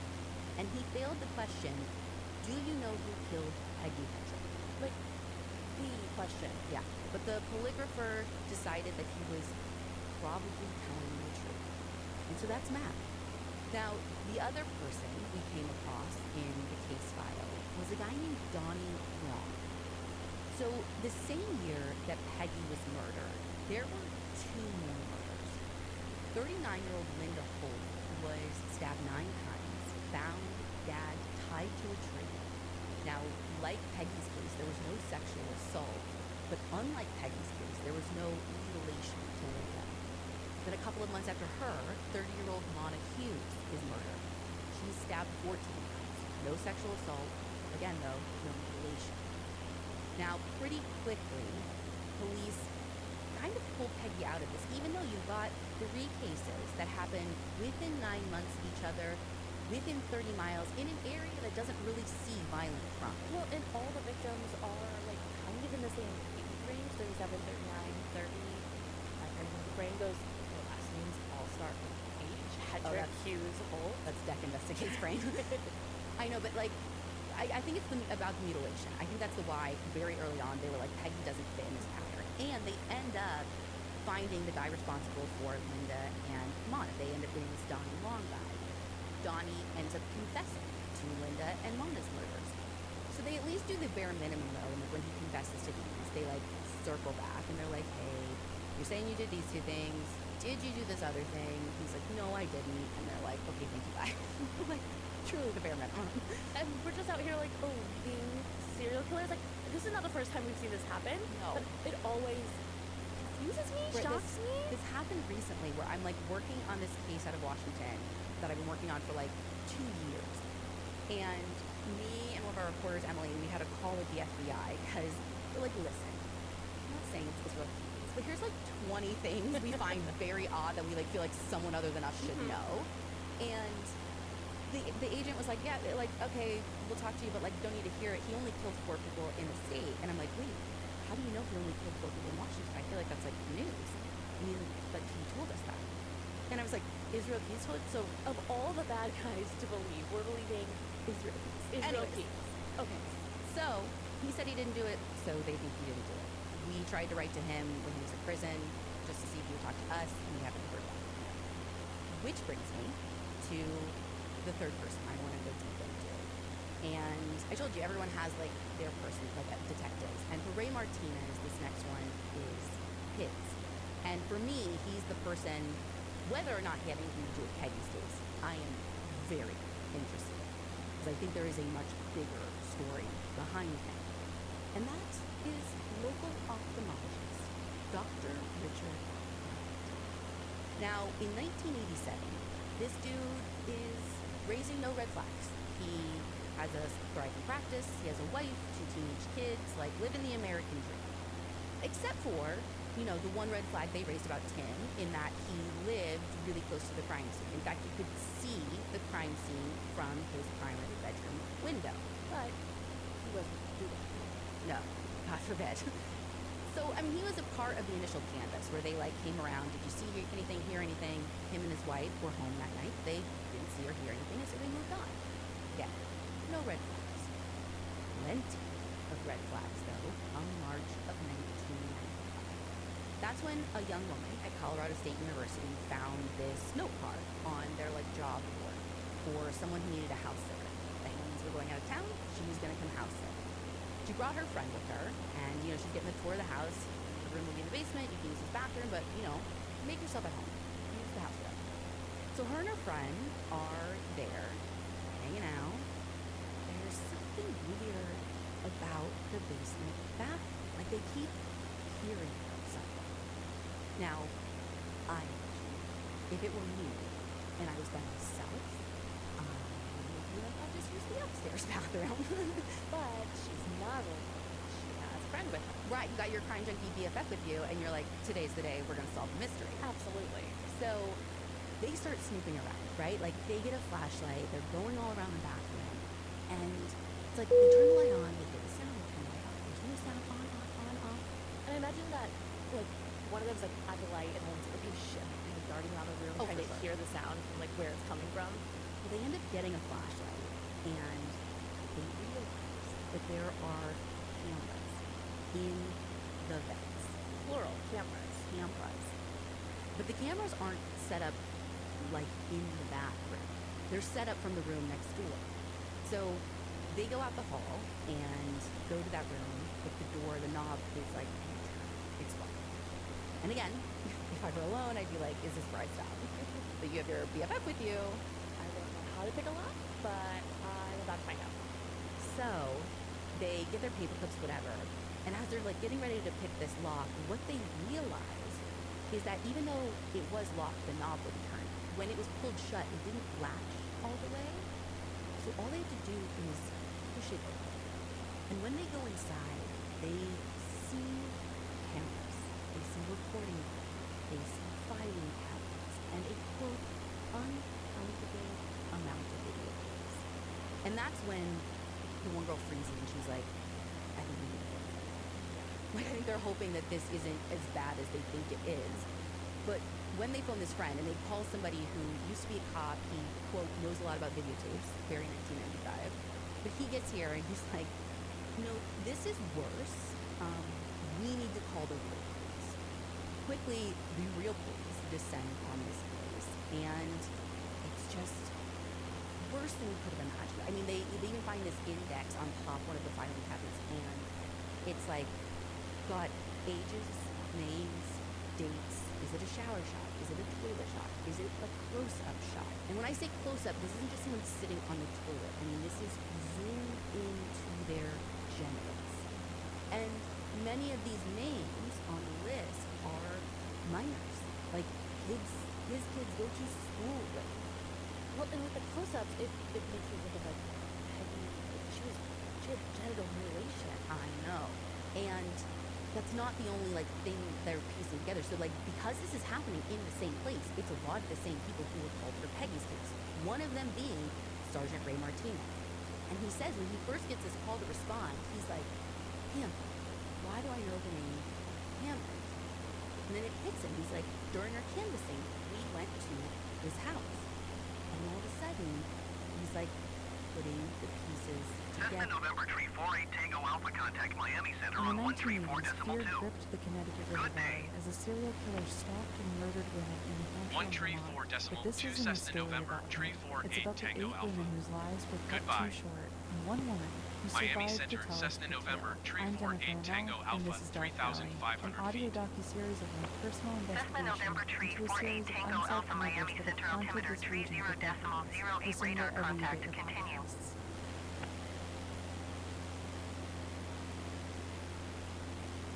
So I'm tying this together. Weird cameras, crime scene, near the crime scene back then, and he's a doctor. And guess what we find in his closet? We start looking through his closet, and we find Tom McCann's shoes. Boy, does that ever ring a bell? And so we called up Broderick, this other detective did, and he refused to come out. He wouldn't come to the scene. He said, no, we already know who done it. But that's a moot point, basically. When Jim Broderick said that, and the officer told me about it, I was angry about it, because me as a past detective, you don't overlook anything. You flip over every stone that you can. You might be wrong where your lead was. Maybe this is something different. Why not look at it? What's it gonna hurt, right? But he refused to come out, so I told the officer that, so let's just seize everything. Let's seize the tapes, seize the camera, seize this Tom McCann shoes. You know. So we did. We collected our own evidence and turned everything in. And it never went anywhere. And I think a day or 2 days later, he was found dead in a hotel in Denver. They said, from what I've learned, that when they found him, his whole body was shaved. He shaved all the hair off his head and his body, complete body, and disposed of it. So that to me is weird, other than he didn't want any trace evidence linked to him. Why would you do that if you didn't think you might have left something behind at a scene? That to me is also weird. Full-on naked mole rat in a hotel room? Dude, I don't know what to think of this. If you like look at what the people around him said, who were like supportive of him in a way saying like he couldn't do anything violent, they would say that he's very into bodybuilding. I still try and find like old archives of like were there competitions, like was this something he was actively doing for how long? Because like I want to know, is this guy near smooth all the time or just on this day that he died? Feels important. I don't know.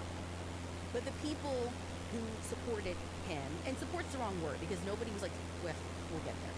But his wife basically was like, I didn't know like any of the videotape stuff was happening, but he's not capable of something violent. But how would she even know? Like, she didn't know about the tapes. Like, how would she even have any idea of what he's capable of? And that's the thing I have such a hard time understanding. Like, we tried reaching out to her. We weren't able to get in touch. But I don't know how, like, she was, because she said she was totally blindsided. She, like, didn't have any idea what was happening in her home, which is just, like, quick PSA to people, like, if your husband has a locked room in the basement. Maybe go in it. Of the home you share, you're allowed to ask questions. But I don't know what their dynamic was. Like, when they gave her immunity deal to talk, she paints, like, a very vanilla picture of their life. She says that, like, she would make dinner from scratch. He'd come home at 7 p.m. They'd eat dinner together as a family. Their kids would do homework. And then, like, they wouldn't even watch TV. Like, they were, all-American family. I don't think that's what showing what no one was into. I don't think so either. But anyways, it seemed, like, again, she didn't, at least from what I've seen, didn't give any indication that there was, like, dark parts of her marriage. She was surprised by this. So he gets arrested. He gets released on a $5,000 bond. And it's when he's released that he goes to that Denver hotel and he dies by suicide. He has a cyanide drip to his leg that, is so corrosive it gets, like, down to the bone. And it's interesting the way that things play out after he dies. Because when I say, like, people, like, supported him, there were people who kind of came out of the woodwork, and there was, like, this battle when you look at the newspapers of, like, reporters reporting on what happened, and then people saying that they shouldn't because it's just making things worse. And it kind of all starts with Richard's suicide notes. I'm going to have you read that. The media frenzy surrounding my arrest has caused immeasurable harm to many people, especially my family. I've lost everything, but I cannot survive the loss of my wife and son and daughter. My death should satisfy the media's thirst for blood so that hopefully everyone else who has been affected by this case can truly begin the process of healing. I love Rebecca Jones very much. I am truly sorry for hurting you so deeply. Rich. So he puts it on the media that, yes, I did this thing, but, like, I have to die because they're so bloodthirsty. They're making this bigger than it has to be, and they're hurting people. I'm like, I'm just going to go away because of what they're doing. Well, and not even what he did. He says, like, who's been affected by this case, not by what he did. That's true. So then this is when the back and forth comes, and there are people who come out in support of what he said, and, like, the media should just stop, we should drop it. Like, there's this active campaign to just make this go away. And just to prove the point, I want you to read something, not the whole thing, but part of what was written by a woman named Pam Perley-Nagel in the paper. It saddens me that the Coloradans and other media folks chose to feast on Richard Hammond's tragic plight. I don't condone his alleged behavior, which was limited to the privacy of his own home. Collective gasp. That is, like, the craziest part to me. Yeah. But the media exploited a man and his family's vulnerability. I don't think anybody else's vulnerability was okay. Rich Hammond was a man and doctor who took time to replenish his society with quality mental care. What he allegedly did was wrong, but in the scheme of things, the hurt he caused was exaggerated after the media got its carefully caused it. Was it? Here's the thing, I don't think that's a question we can answer because of how things unfold next. So, after his arrest and his death, they continue to find more things. They find a secret storage unit no one knew about, with Rubbermaid tub after Rubbermaid tub of more videotapes, pornographic materials, receipts, sex toys.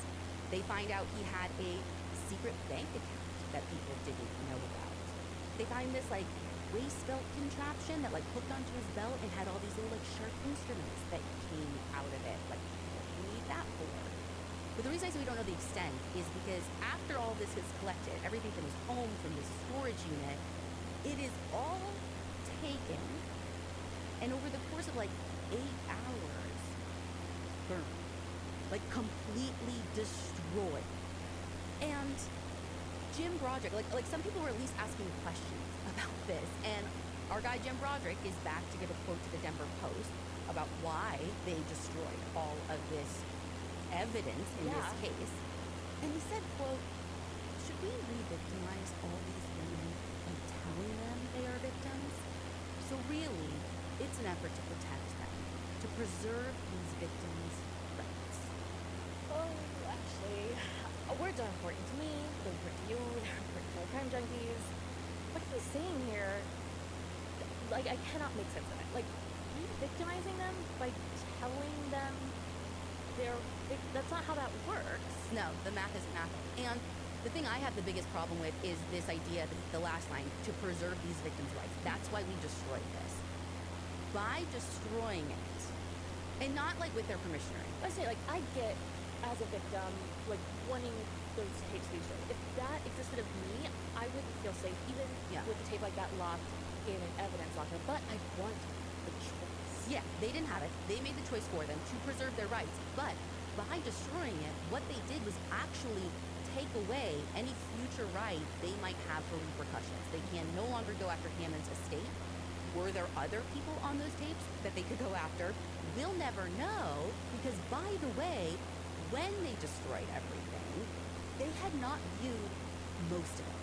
Like, they just took it all away without knowing what was on the majority of those tapes, which is bananas to me. And the whole way that these were destroyed, when they looked into this, this went against every policy and procedure they had in place about how to deal with evidence.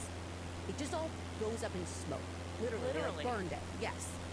And listen, Jim Broderick would have you believe that they did this for a noble reason. And I do think there are people out there doing noble things for noble reasons. I haven't seen a whole lot of them. I'd love to meet more. Yes. But in the theme of always going a layer deeper, which is our new Crime Junkie lifestyle, I like to ask not just what happened, but why do we think it happened? Well, here's a fun fact.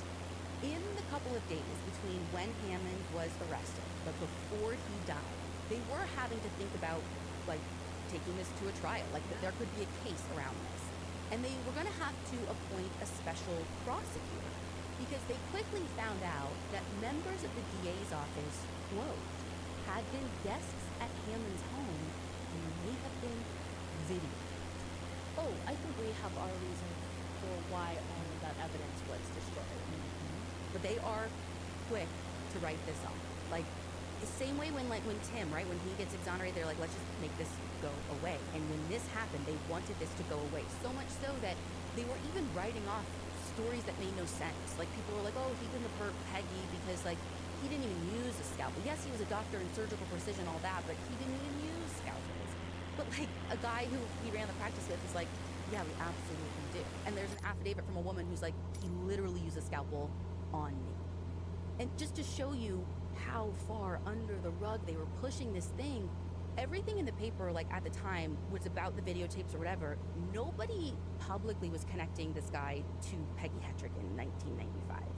And nobody was telling Peggy's family about him, even behind the scenes. Tom didn't find out about Dr. Hammond until years later. And the way he found out was bananas. I remember a few years ago they talked about a doctor. I was coming out of the Village Inn with my friend, and he looked at the news box, Rocky Mountain News, and had Peggy's picture on the front cover of the newspaper. And he said, hey, Tom, that's your sister. And so he got the newspaper. We went back into the Village Inn. I read it. I skimmed over and I went, what? Who is this doctor? You know, nobody's ever told me about this guy. So the defense never knew about any of that. Not just the Hammond stuff, but like so much of what we've talked about. And in looking at the file, when I say there's more to be done, I mean, I also was coming across names of people it doesn't seem like they really dug into. A guy named Greg Case, who she was like dating at the time. Derek Cordova, who she had gone out with in the past. A guy named Tim Matthews, who apparently liked Peggy and was jealous of Matt. And I'm not saying those guys had anything to do with anything, but to me, those are people who were clearly close to her, who hung out with her, who maybe were with her in like times leading up to her death. They were in her circle. I know. And so when I say that more can be done, like I don't think we can just rely on DNA and like call it quits. I think there's gonna have to be legwork, and I think there's still a lot of legwork that can be done even decades later. Right, but we know that Tim was exonerated in part by the DNA evidence. So with whatever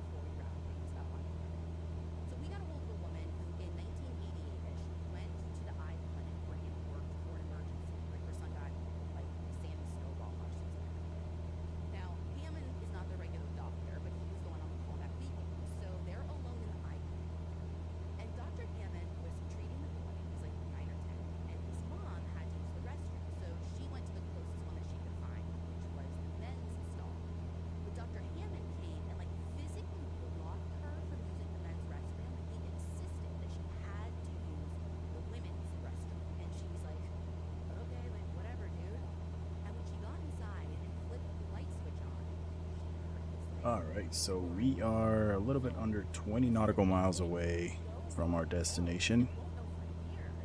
I ain't gonna lie, I'm starting to get a little bit nervous just because it is pitch dark out. I have no idea. It's the first time I've ever been to this airport. But we got this. We're gonna land this plane. We're gonna land this plane. Slowly but surely, it's coming up. I really hope it gets above 90 just so we can get the bonus, the XP bonus. If try to finish satisfaction above 90 to get a reputation bonus. That's what I'm really hoping for. That's why I usually don't do long hauls, especially with passengers, just because it's kind of a hassle. Like I usually try to keep it short, like 150 miles, 150 nautical miles. But you know, that's me. But it's you know, it's we'll see what happens. But as of now, I'm just focused on trying to get my ass on the ground as best as I can. Alright, here we go. We're 20 nautical miles as said here. And first waypoint, and then we'll get there. There are no lights on the runway. Based on does not have lighted runway. So we're landing at a field at night. Oh boy. Oh boy. See how that goes. We will see how that goes. Airport is 1,000 feet. Still, we will keep this just so we are 1,400 feet above ground level. Actually, let's bring it down to 1 altitude, and let's bring it down just a little bit. Continue to come down.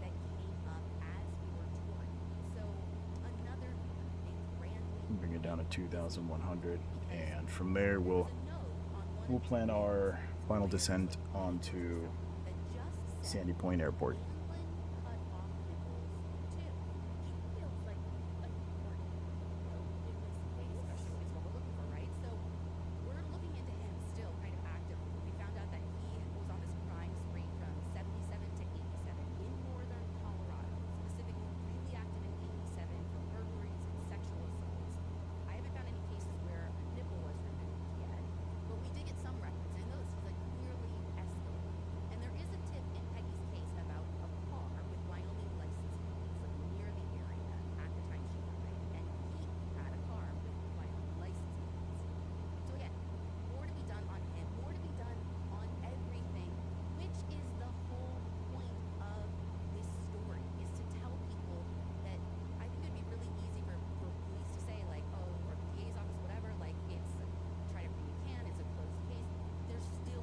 Meal distribution, where we're so close to it, but we will see. We're very close. We're getting closer. It's only coming up on the 15 nautical mile soon. Continue our descent. Right now we're stabilized at 100 feet.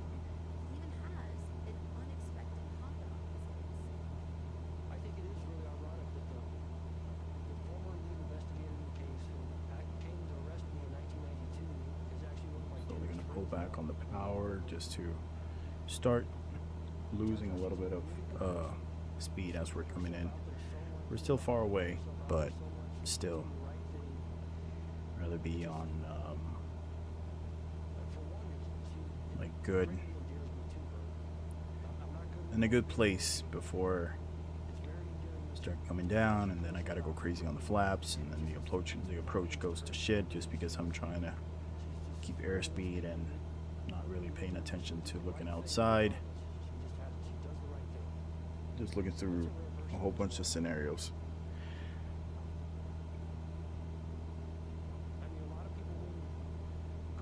But I saw the airport is right next to the water, so we should be good. Should be good. As for Peggy's brother, Tom, he was diagnosed 2.5 years ago with stage 4, which he said is what has made him so hope. He is one of Peggy's only remaining family members fighting for her, and now he needs us to like take up that. Here we are. We are most likely back to here.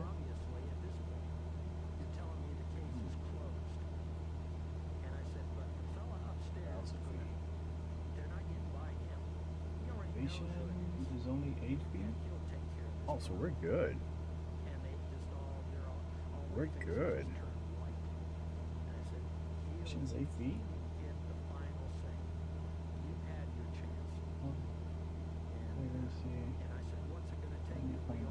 Elevation 8 feet.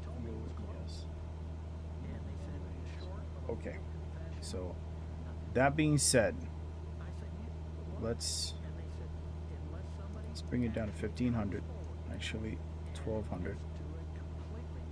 And altitude come off. And come down a little bit.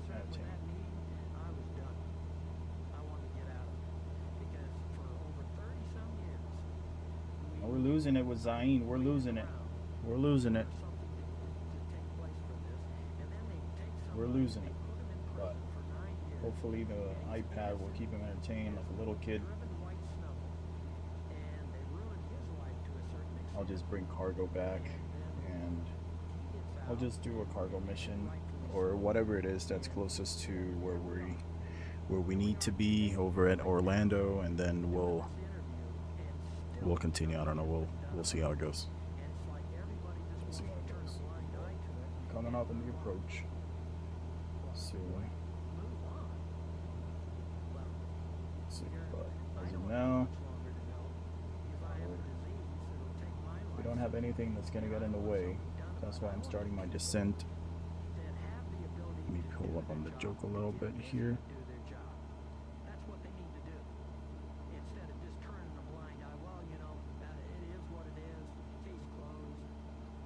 Probably go to around here, and then we're gonna turn and then do a left turn towards the runway. Hopefully we'll be able to see it. Turn on the landing light and taxi light just because I want that extra lighting, because I don't know where I'm going. So Our team has spent months reporting on this case, producing this live show. We've taken it to 17 different cities with a shared goal. and hopefully this will start to turn enough for me to actually see the runway. These will slowly start coming down, and yeah.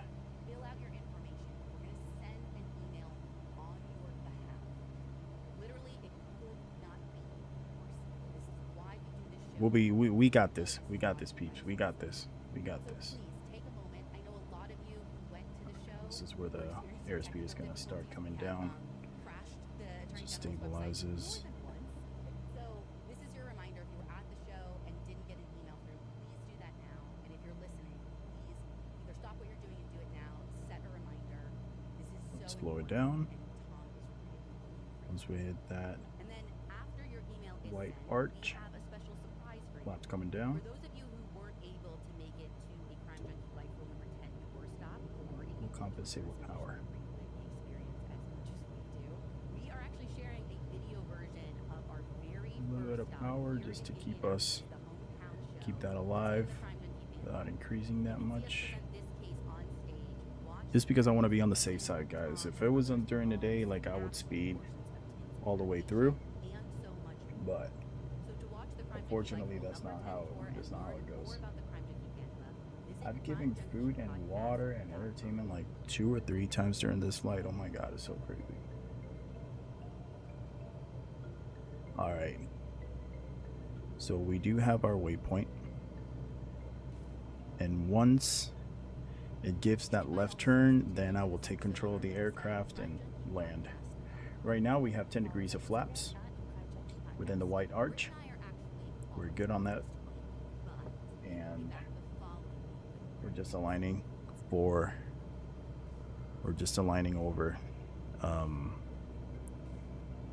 for our landing.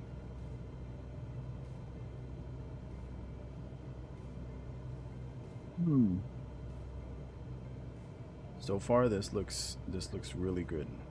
This looks really good. Can already say that in the GPS, we may not see it in our eyes, but the GPS is catching it. We should be good. It's marking, so we should be starting our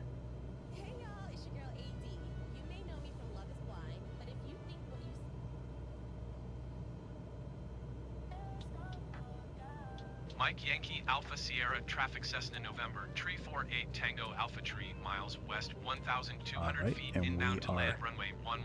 Turning towards final, and we are really high. Autopilot disengage. Wow. I can't see damn thing. Get out of the way. Get out of the way. Let's do a forward slip to land. Do a forward slip to land. And break it. Yeah, can't see anything. Do another degrees of flap. Can't see a damn thing. I'm just looking at the GPS because honestly, I can't see anything outside. Can't see a damn thing. 200. Okay, let's see.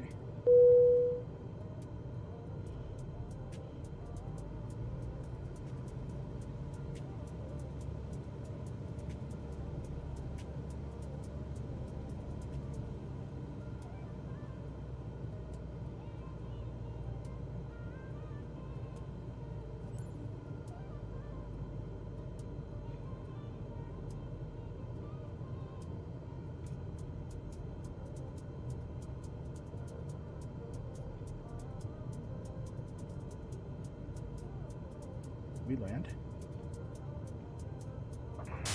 Nice landing, pilot. Bro. Taxi to parking and shut down your engine.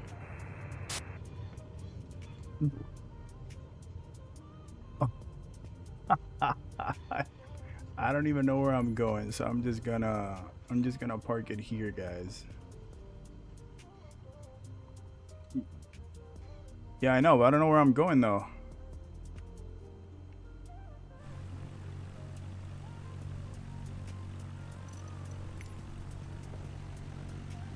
And on our flaps, external, we will do default. Because I don't know where we're going. It's pitch dark out and I don't even know where the hell I'm going. So let's depend on, yeah, see, like there's nothing here. So we're just gonna camp out here by the trees. Let's do that. Oh, there's a little pine tree. Did I crash? Are you fucking kidding me, dude? Wow.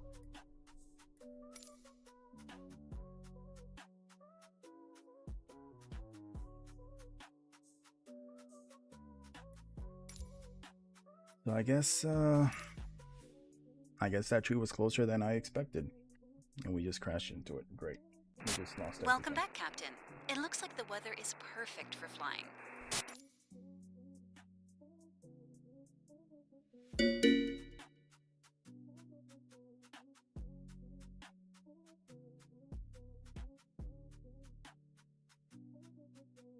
Dude, I'm so fucking pissed right now. I'm so pissed off right now, bro.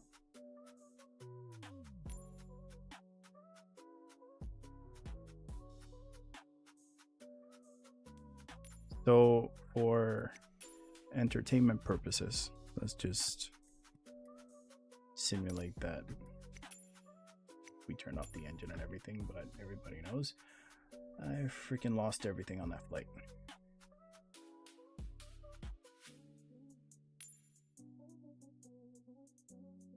Jesus. Let's see what jobs we have available. To come up. To come up.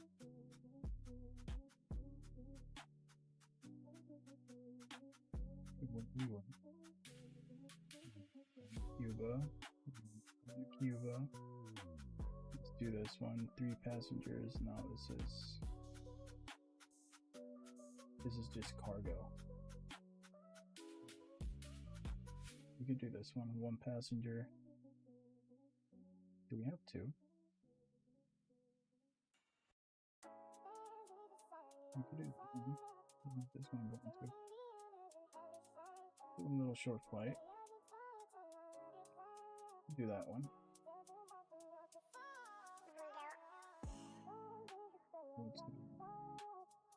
Destination flight. Destination airport is NY. It'll be Mike Yankee Alpha Sierra. Let's do a little close up here, see what we're Jesus, no, this is the Mike Yankee Zulu 3 little. Alright, so this will be a straight out departure, I'm guessing. See. Yeah, we're departing. Actually, no, this will be our departure. That'll be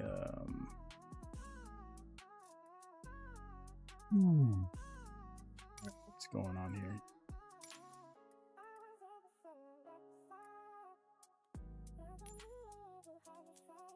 Alright, let's try this again. Mike Yankee Alpha Sierra 2 Mike Yankee Zulu. We will be departing out of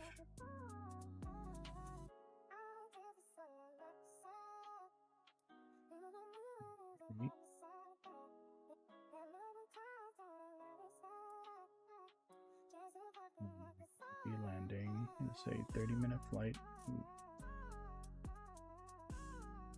See, this is exactly what I was talking about, guys. Just gonna do this, and we're gonna kind of take this little turn, and then we'll have time to align. Reset's gonna be 7 a.m. Actually, let's bring it. It's gonna be 9, so we have a little bit more daylight. It's gonna be our. Let's see what goodies they have there that we can. We're going to Mike Yankee Zulu 3. Let's see what they're buying. They have clothes, but let's see what they let us bring.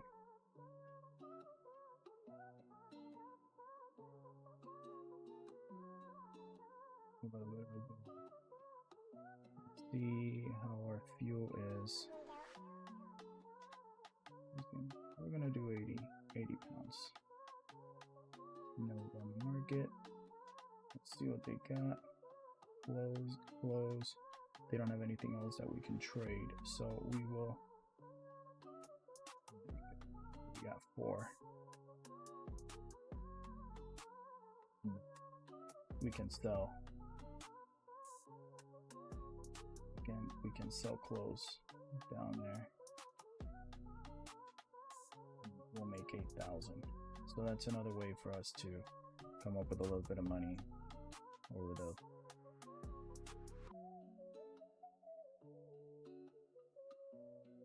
Dumbass thing that I just did. I ran into that. I should have stopped the minute I stepped out of the runway. That was my mistake.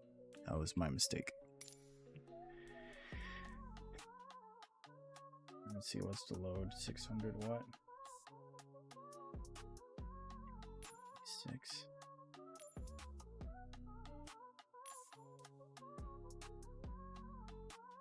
$76.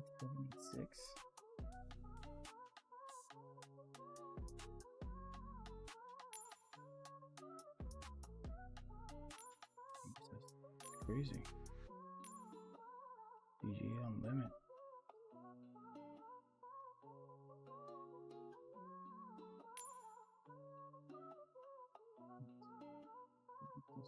It's not big greedy.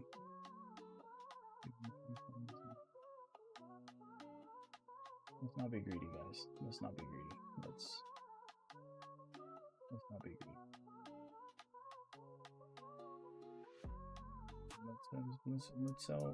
Let's get 2. Let's get 2, and if we sell 2, we'll get $4,000. Let's not be greedy, guys. Greedy. Let's see what our actual payload is going to be right now. It's going to be 796, which is still pretty high. We'll do that, and then we'll put 20 pounds. We're pushing it like, oh my god, that'll be like, I don't think we're gonna need that much fuel, so let's just, god, we're pushing it, man. We're really pushing this.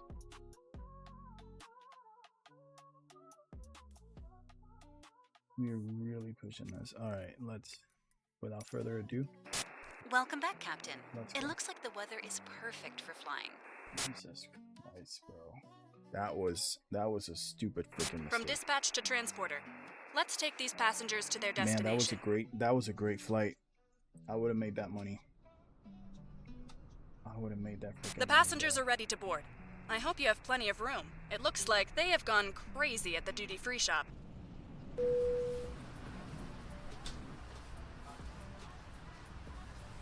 We have 2 passengers. Flight attendant, which I think we should be alright. We're definitely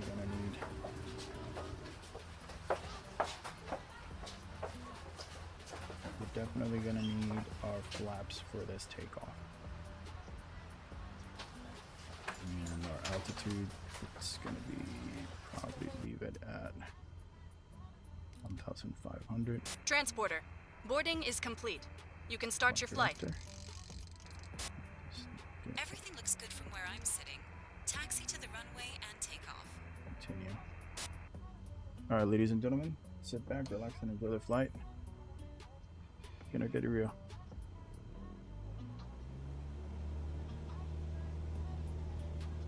Here we go.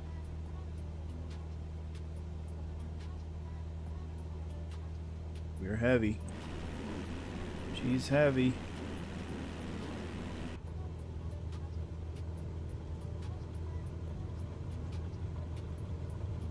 We got Marcos and Michael. 60. Continue. She wants to fly, so let's just let her go. Pilot, have a nice flight. Thank you.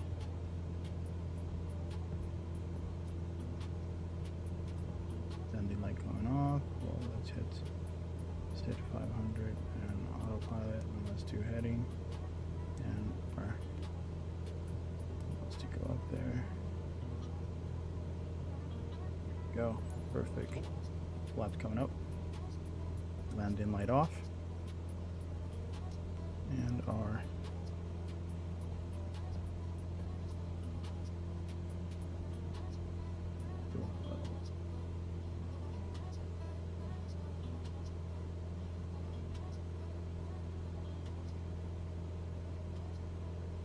Nassau Center Cessna November 348 Tango Alpha is type Cessna Skyhawk 1 miles east of Mike Yankee Alpha Sierra 600 feet. Request flight following. Cessna November 348 Tango Alpha Nassau Center. Squawk 5171. Squawk 5171 Cessna November 348 Tango Alpha. Cessna November Tree 48 Tango Alpha radar contact 2 miles southeast of Mike Yankee Alpha Sierra, Really windy. 1,100 feet. Altimeter tree 0.10. It's going to slowly come out of that bank and stabilize Roger, itself. Cessna November Tree onto the 48 navigation. Tango Alpha. Wow, I can't believe like we lost all that time. That's crazy. Freaking 2.5 hours just wasted. But swear to God, next time I land, get out of the runway, shut off the engine.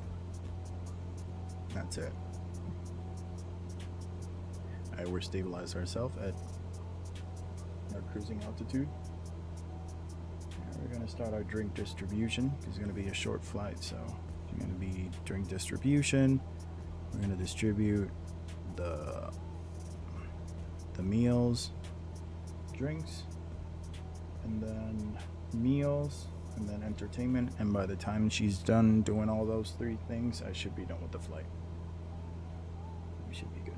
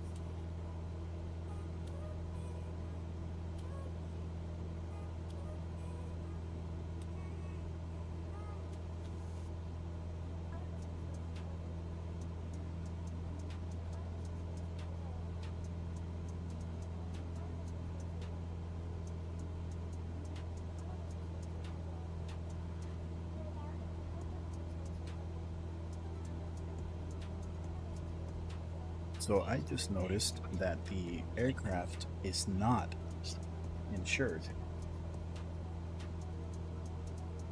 Oh my god. Okay. Well, that kind of puts me in a little bit of a pickle there. Holy shit. Okay. So as soon as we land, we need to insure this aircraft. So as soon as that's done, we'll start our food distribution.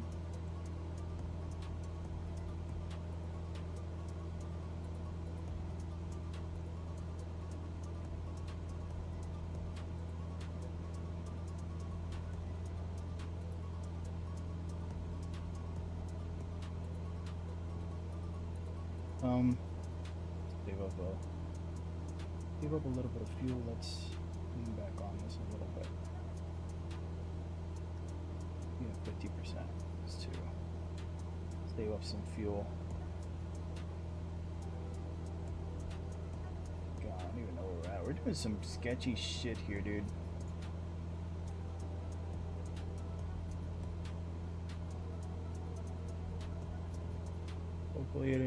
Hopefully she'll make it.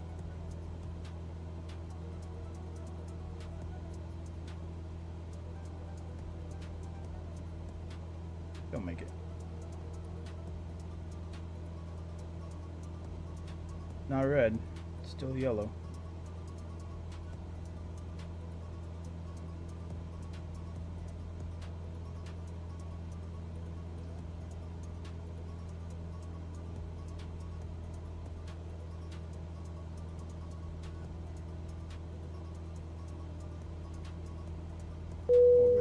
Already halfway through.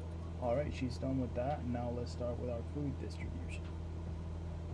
Make sure all that keeps building up towards the end of the flight. And hopefully that will help us out a little bit. Remember guys, we're on the grind for that next step. And I would have had a lot more points if it wouldn't have been for that last flight that I did. My dumbass ran into a freaking palm tree. But for grind purposes, trying to speed things up a little bit. Not much simulation going on here. I will, as soon as I land, get out of the runway, shut off my engines. That's it. That's what I'm going to be doing from now on, because I do not want to do the same mistake that I did on the previous flight.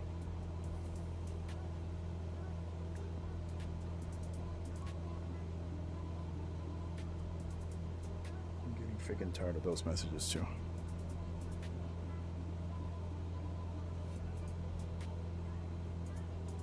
Hey bro, welcome back to the live. Sorry about earlier. I was looking through my emails and I totally spaced out. My apologies. How's everything going, brother? How was your day? How's everything?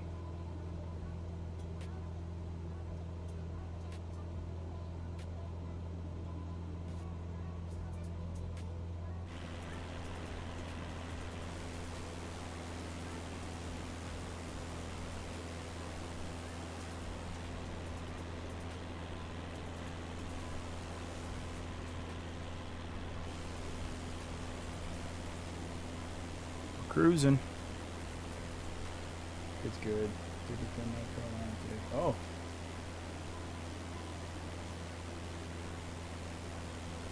North Carolina. That's what's up. Took about 4 to 5 hours to get there. Turn around and come back. Oh, wait, 4 or 5 hours each way? Oh, 4 or 5 hours to get there. My bad, dude. I'm sorry. 4 hours to get there, turned around, and then drove back. So that's another 4 to 5 hours. Damn, bro. I must be tired. Like, my lower back would have the check engine light on at this point. I'll just come home, take a shower, go to bed. I bet, man. I bet you'd be, yeah. My day's been pretty good, brother. Thanks for asking, man. Thanks for asking. Woke up in the morning, did some stuff, My girlfriend is back from work. She'll be home for a couple of days, so it's good, man. It's good. You know, it's when she's here, everything it's a little bit better. You know, not as lonely, but yeah, it's been doing pretty good. And like I said earlier, we're on the grind to try to get to that next rank up here. I did a flight which it would have brought me a little bit towards this way, but my dumbass ran into some palm trees because the airport had no lights. Came off the runway and I was gonna park it right next to a tree, and I, like, the simulation or the game or whatever it is must have registered that I actually crashed into the tree, even though there was a distance, at least from my point of view. So I lost that flight. 2.5 hours just gone out the window. See, this is the thing about flight simulations. Like, you can do a flight and then you're flying for 2 hours real time. This is not fast forward, and there's no way to do that. I mean, you could, but the program that I'm using to simulate everything, it won't let me. And yeah, like if you crash towards the very end, let's say you're coming in for the approach and you crash on your landing, you just lost those 2 hours. So that's how this works. By the way, I saw that video. I know you guys uploaded a whole bunch of videos today, but I went into the profile and I was checking out the orbs. Bro, that apartment it's crowded. Yeah, it's real time, man. It's real time. So as of now, we're coming up on, like, I'm gonna show you. Let me have this pulled up a little bit. So I'm around the Orlando. Here we go. This is KMCO, right? So I flew out of here. I flew from Orlando to this little K over here. So all of this took me, it was around 259 nautical miles, and this aircraft goes at 100 knots. So it's about a 2 hour something flight, 2:30, and I just lost it on the most dumbest freaking thing ever, dude. Like, it just sucks, but hey, it's fine. It was pitch dark too. Like, runway had no lights, nothing. It was, we were coming up on a dirt freaking runway in the middle of nowhere. Sketchy as fuck, if I would say, but anyways, it is just the only thing that we know something about the spirit. Yeah, man, I mean, that's the thing. I mean, it's such a, people don't realize that is a huge door that you're opening when you're opening up to the paranormal. It's a huge door, and a lot of people are not ready for that, you know. So the few of us that actually believe and we've actually experienced it, we know, but a lot of people do not know. They're just ignorant. Not ignorant to the fact that there is a possibility that there is another, how do you say that in English? There's a whole nother paranormal realm, if you want to put it that way. There's it's such a huge door to open.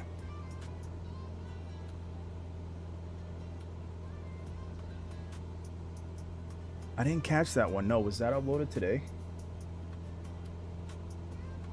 I mean, we've been busy around the house today, so I haven't really had a chance to sit down. I know did a live earlier. I tuned in for a little bit, but no, I have to check it out. I'll check it out.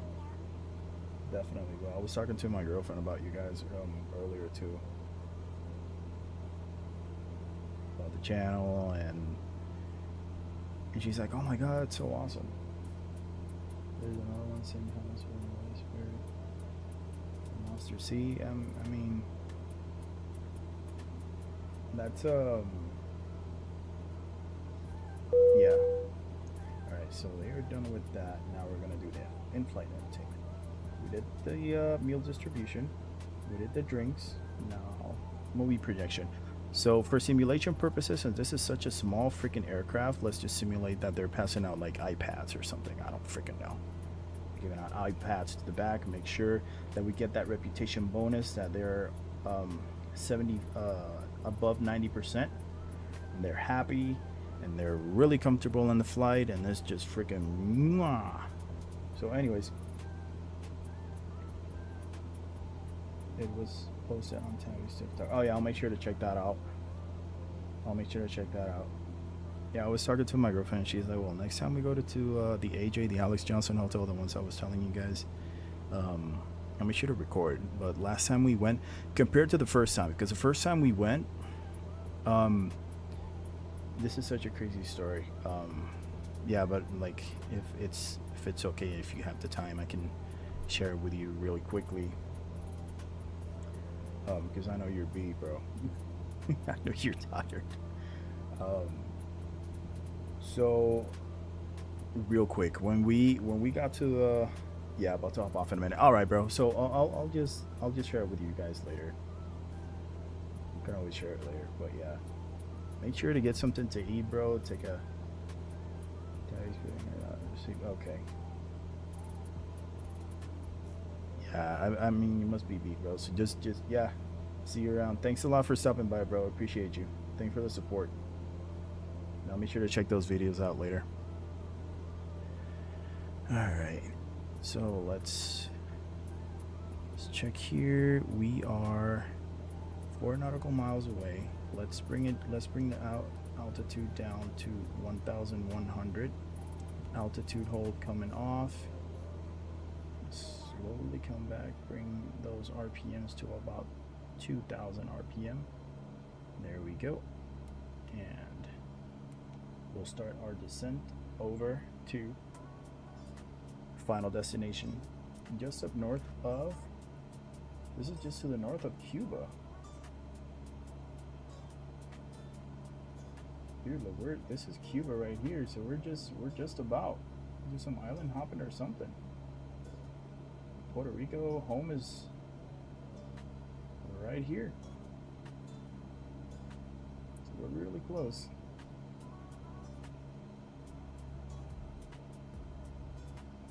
Come on. Put up already. Alright, so do I see the runway? Look at that. That's beautiful. Look at that. Wish I could jump in that water right now, bro. So a nice pina colada. Una pina colada. That's our first checkpoint. Water details are freaking awesome in this game, I ain't gonna lie. Alright, so this is our first checkpoint, and then we're alright, so we are there. We have our first, I'm guessing this is not a, you will be landing at, no way. Mike Yankee Zulu Tree, traffic Cessna November, Tree 48 Tango Alpha, 1 miles northeast, 1,100 feet, inbound to land runway 8. Is that the airport? Dude, that's the airport. We're over flying right now. Alright, let's circle around and come down. Bro, that's the airport.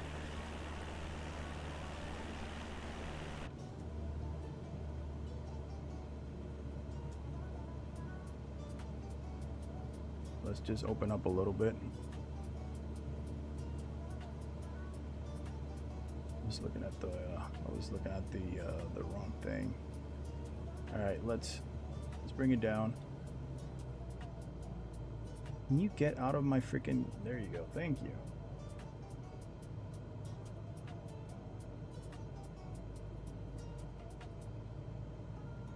So what I'm gonna do, I'm just probably gonna extend a little bit, because what I want to do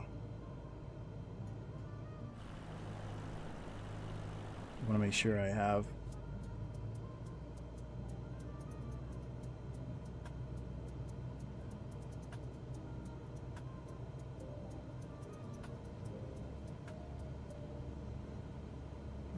Back when I come back for landing, I'll be at it. You take it easy. We're not at the Thunderbirds. Dude, really? You're hungry? You're hungry now.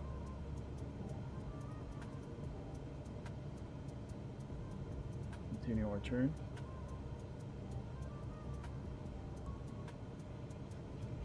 You're too high. Where are we, dude?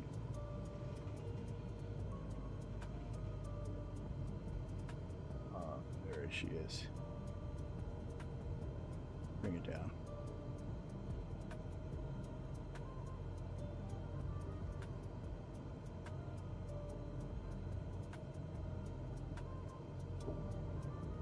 Do another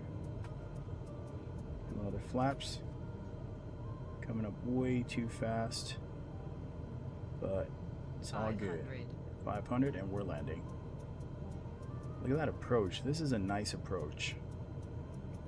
Feel with blue warm water. Come on. All right. Let's see what we got here.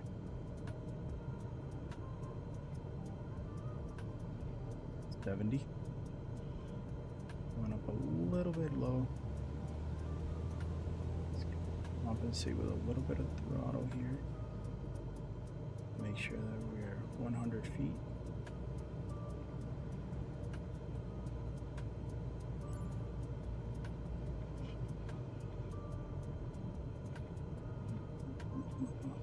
Come on, baby.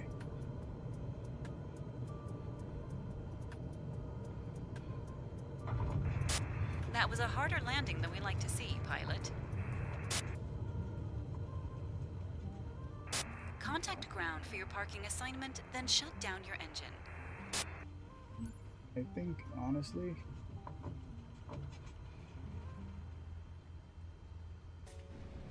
park right in front of the water. I ain't even gonna risk it, bro. Disembarking of passengers can begin. I ain't even gonna risk it, bro.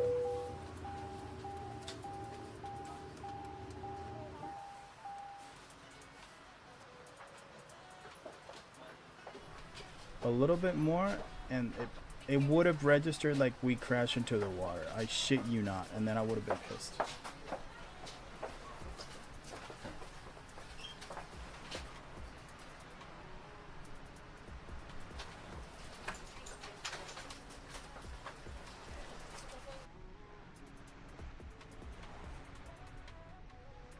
Transporter from dispatch. Everyone is on the bus. Check that they haven't forgotten anything. Have a nice day. Did I? Let's go. Did we sold it or not? Speed for aircraft, where are we at? 481.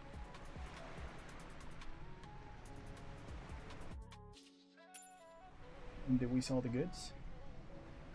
Alright, so where are we going next? Let's see real quick to see.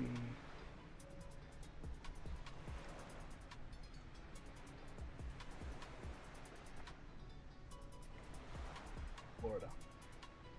This is what I want. This is what I want right here. At least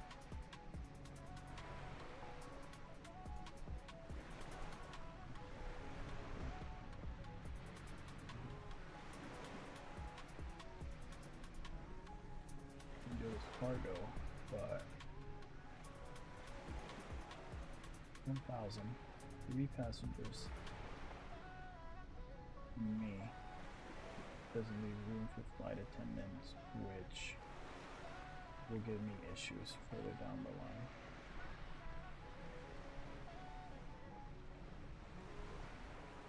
It's an 18, is this a jump?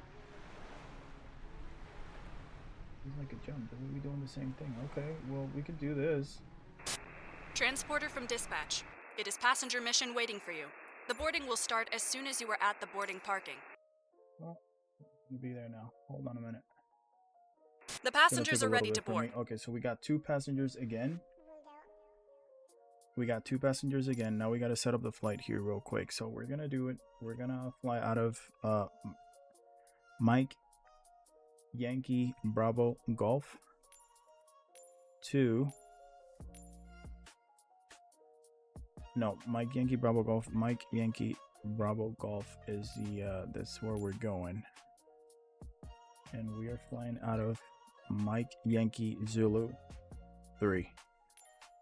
And of course, as always, we are going to manipulate this a little bit. I apologize for that, but it's just a way for us to have scenery throughout the flight and we don't get bored while we're flying. All right, so we will take off and take a left and then fly right back to where we were. 27-minute flight, but this is where we're gonna set our arrival. Is gonna be set to the opposite runway. Hold on a minute. Alright, so we're gonna set our onto this thing right here. Now we're gonna use this sandbar as our. Let's see. Bit towards the south here, so we're established, and then have straight from there. Okay, so I think that's what we're gonna do. So runway 8 to runway 31. What is our? We need to check for goods. We're out of, and we are arriving at Mike Yankee Bravo Golf. Let's see what goods they have. I think meat would be our best option, but we don't have a lot of space, so we need to be really careful about what we do here.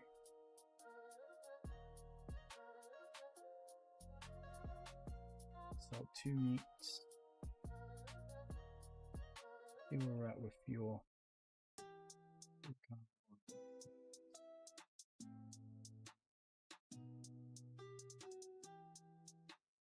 60 pounds. Still kind of low, but let's actually just do it.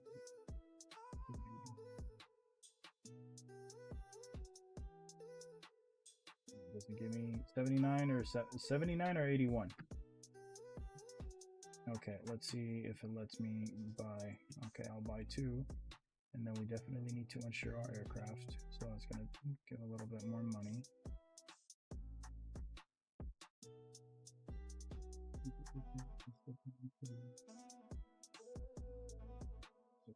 So we need to get this over there really quickly.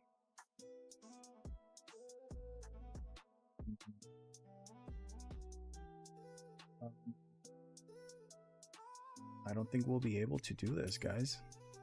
Our max is 699, and this is asking for a 906.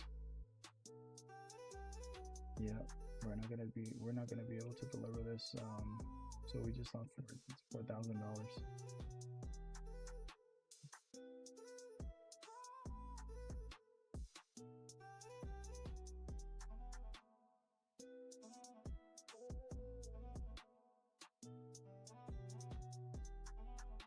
Let's just not do any cargo.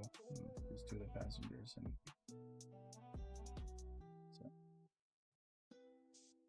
Do that, and as for fuel goes, 686. We're really pushing it.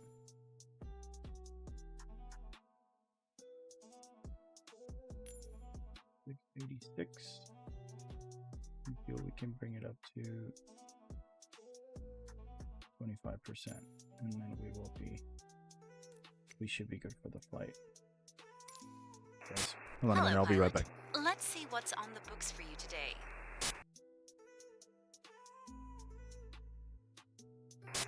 Transporter from dispatch.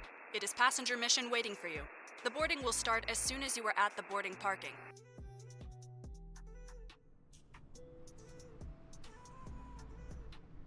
Captain, we have opened the gates for boarding.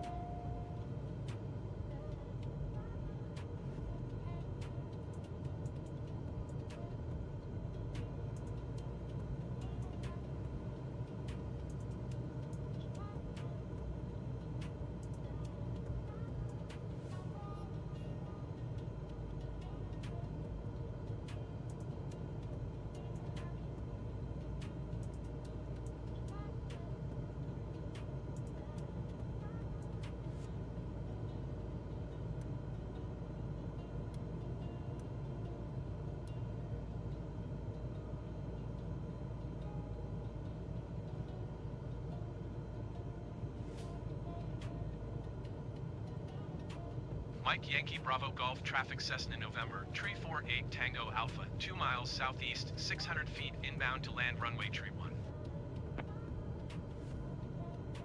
500.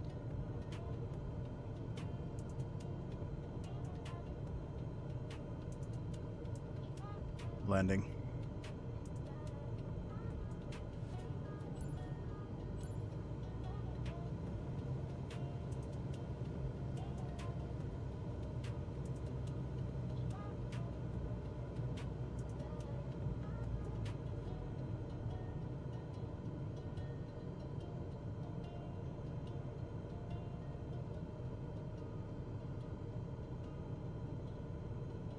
This is where I crashed earlier. I'm gonna clear that tree.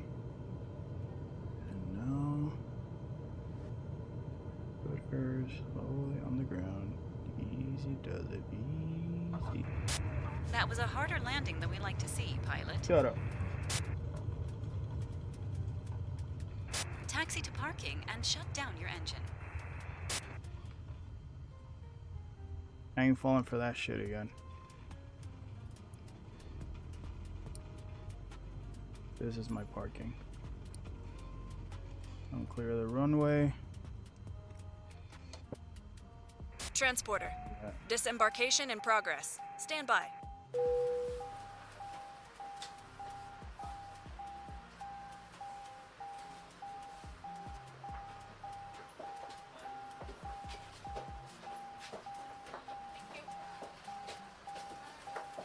You're welcome. Have a good day. Take care. Take care now. Bye-bye then.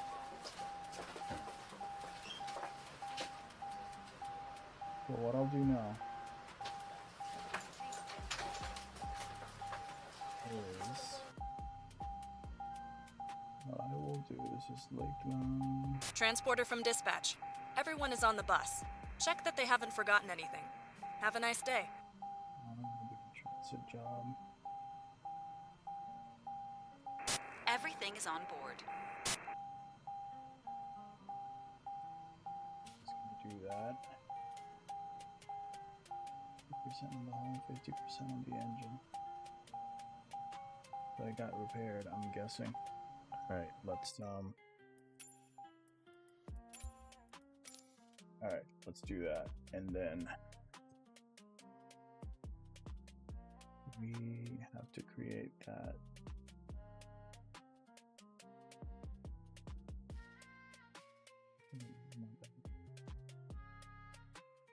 This is perfect. This is perfect. Let's take this job. This is perfect. This is a way for us to get back home. And then it's perfect. 494. Now let's do our departing MPG, and then we will do an arrival to KMCO.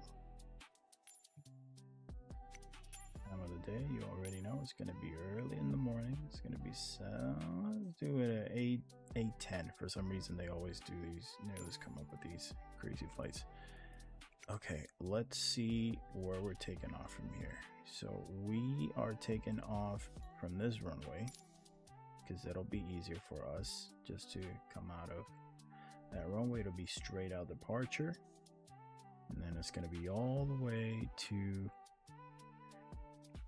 MCO. And what we'll do is that we will land on the shorter runway. We're going for 35 right, since it's a smaller, we don't really need a lot, you know. Runway 35, we're going on 35 right has 9,000 feet. We should be really good here. Now let's do this here, and let's do this and set up, and then we will have a straight towards that way. Now we will need fuel for this because we're doing a little bit of a big haul here, so we're gonna go half a tank. Let's do 150. About 150. Let's go with half a tank, which should be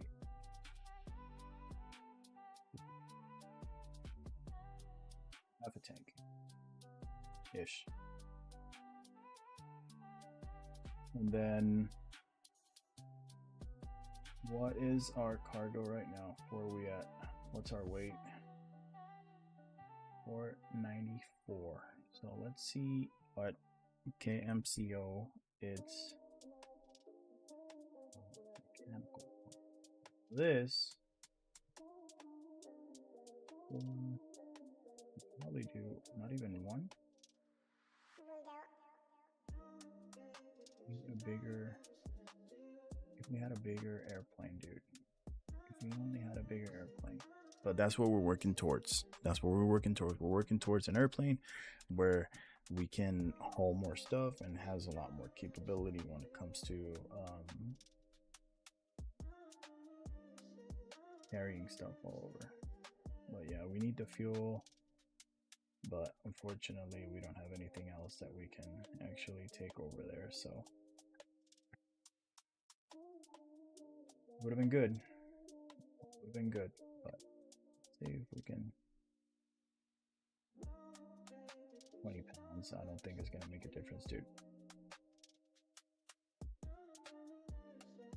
So let's do this job and.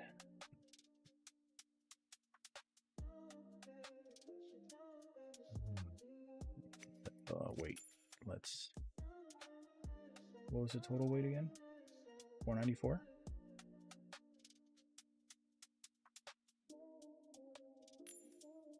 Fuel was like 50%.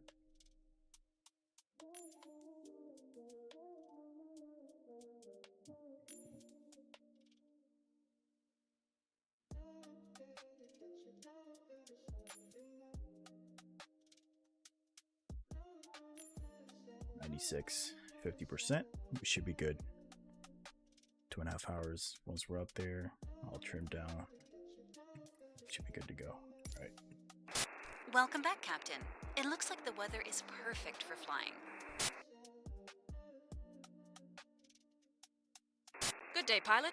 We have a lot of excited passengers ready to board today. Let me know when you are ready for them. All right. So, the passengers are ready to board. I hope you have plenty of room. It looks like they have gone crazy at the duty-free shop. 3,500. It's going to be your cruising altitude.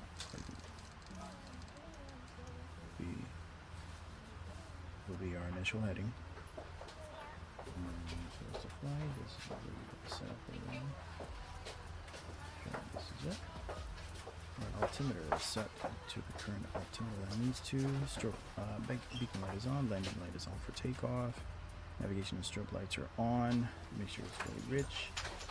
They are extended a little bit because we're a little bit on the heavy side. So, welcome aboard, Mr. Carter. Transporter from dispatch. Everyone is on board. Dude, you're Let's hungry go. already? Everything looks good from where I'm sitting. Come Taxi on, to the dude. runway and take off. All right, let's get this show on the road. All right, we'll give you something to eat, Mr. Carter. You went crazy, huh? Yeah, you went really crazy, huh? You're hungry already. I'll give you a bag of chips when we take off. Bruh.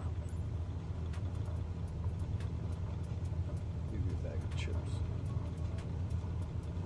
Alright. And we're slowly gonna come up on that. Have a safe trip. We hope you enjoyed your stay here. We'll look forward to welcoming you back soon. Flaps coming up. Landing light. So, maintain a positive rate of climb onto 500, and then we will activate. We'll activate our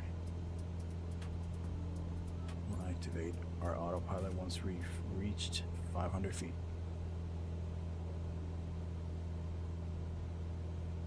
500 feet, autopilot coming on. Navigation. And Nassau Center Cessna November Tree 48 Tango Alpha is type Cessna Skyhawk 1 miles northwest of Mike Yankee Bravo Golf 600 feet. Request flight following. Cessna November Tree 48 Tango Alpha, Now it's Nassau going to Center. straighten up Squawk with the 0001. line. We are 241 nautical miles away. Squawk 0001 Cessna November Tree 48 Tango Alpha. Cessna November Tree 48 Tango Alpha radar contact 2 miles northwest of Mike Yankee Bravo Golf 1,100 feet. Altimeter tree 0.10. Climbing. Roger Cessna November Tree 48 Tango Alpha.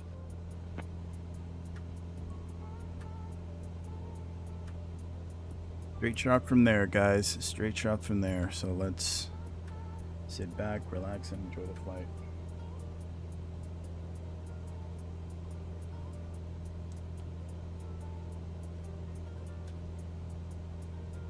Once we reach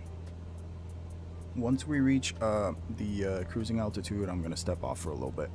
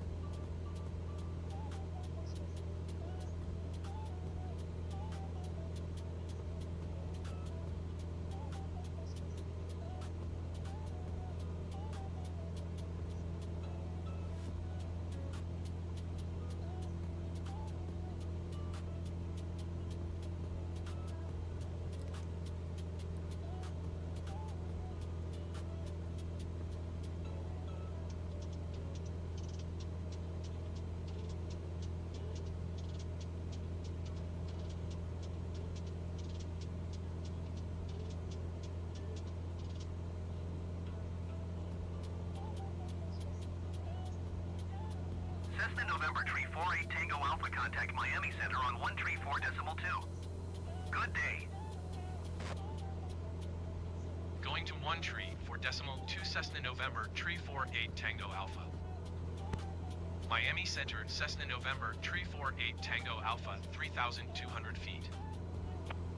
Cessna November Tree 48 Tango Alpha Miami Center altimeter tree 0.10 radar contact continue.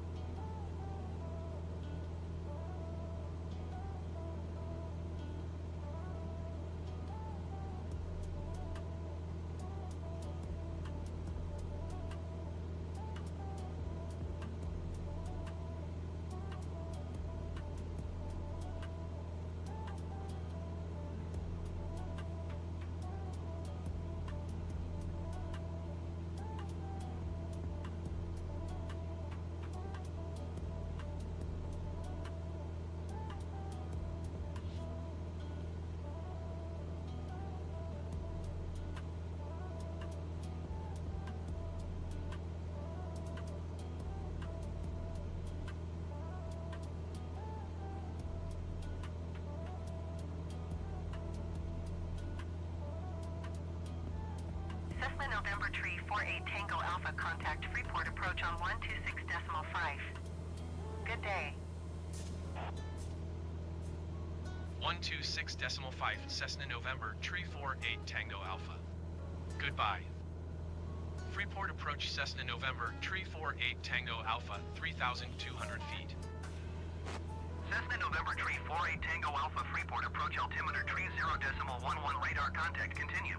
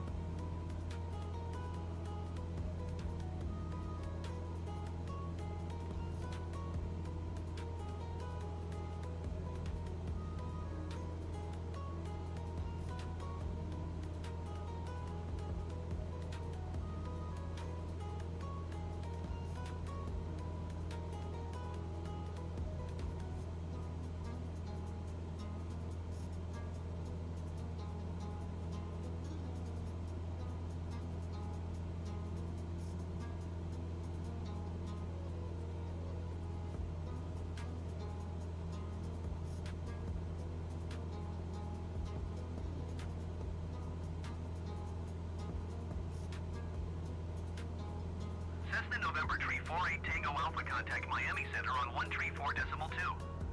Good day. 134.2 Cessna November Tree 48 Tango Alpha. Goodbye. Miami Center, Cessna November Tree 48 Tango Alpha, 3,200 feet. Cessna November Tree 48 Tango Alpha Miami Center altimeter tree 0.10 radar contact continue.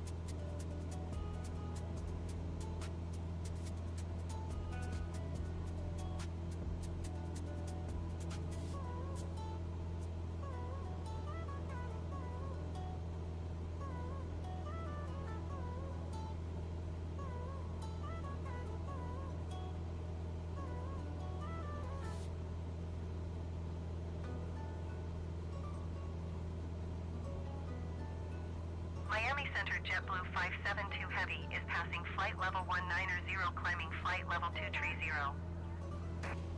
JetBlue 572 Heavy Miami Center radar contact continue.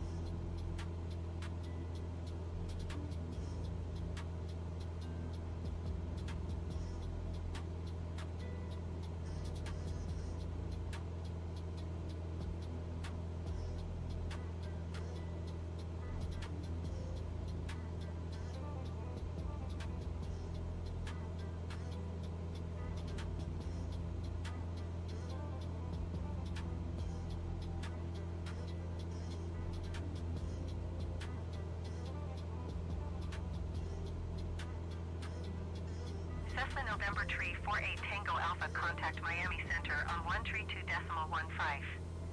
Good day.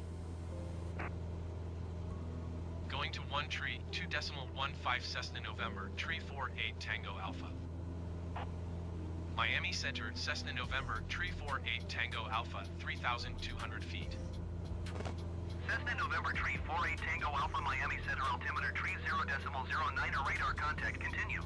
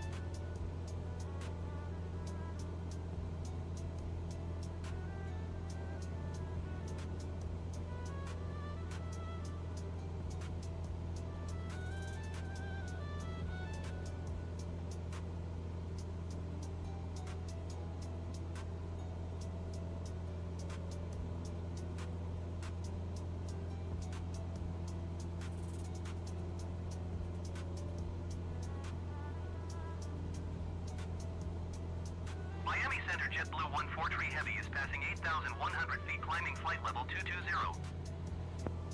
JetBlue 14 Heavy, Miami Center altimeter, tree 0.09 radar contact, continue to Mazel.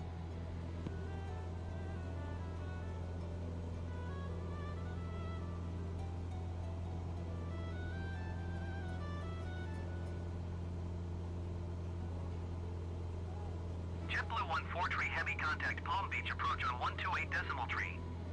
Good day.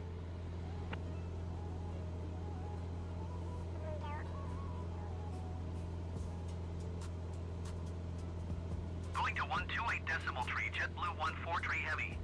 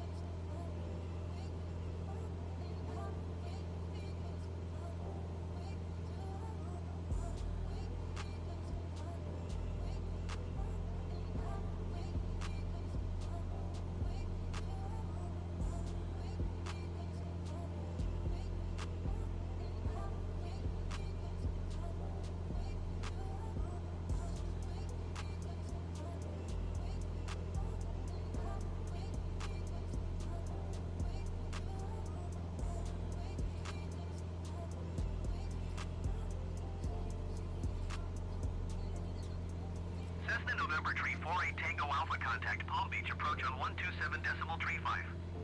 Good day. Going to 127 decimal tree 5 Cessna November, tree 48 Tango Alpha. Palm Beach approach Cessna November, tree 48 Tango Alpha, 3,200 feet. Cessna November Tree 48 Tango Alpha, Palm Beach approach approach altimeter tree 0.09 radar contact. Continue.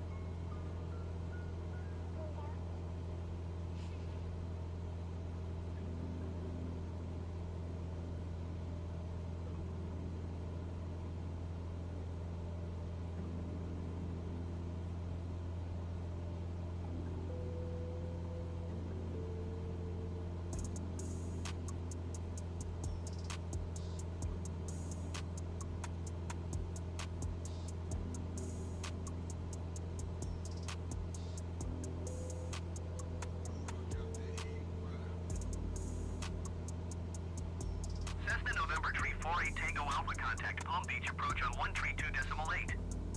Good day. 132.8 Cessna November, tree 48 Tango Alpha. Goodbye. Palm Beach approach Cessna November, tree 48 Tango Alpha, 3,200 feet. Cessna November tree 48 Tango Alpha Palm Beach approach altimeter tree 0.09 radar contact continue.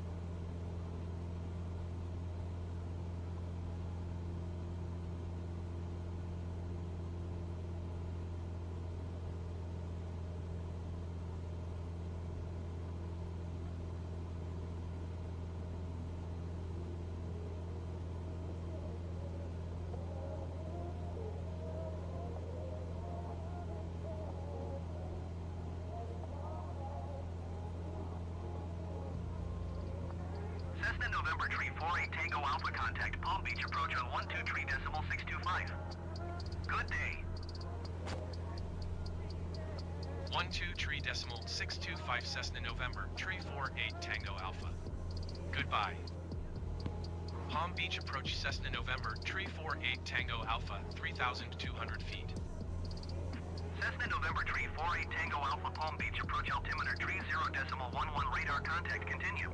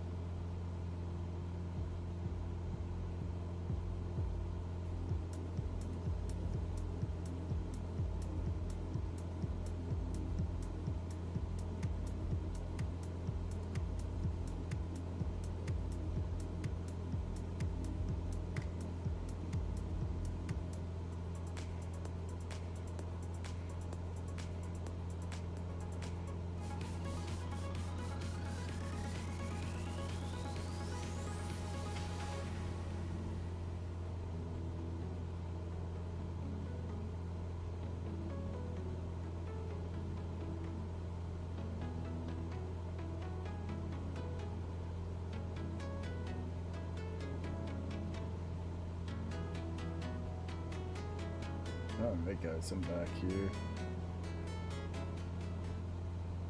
Still after taking a little bit of a break.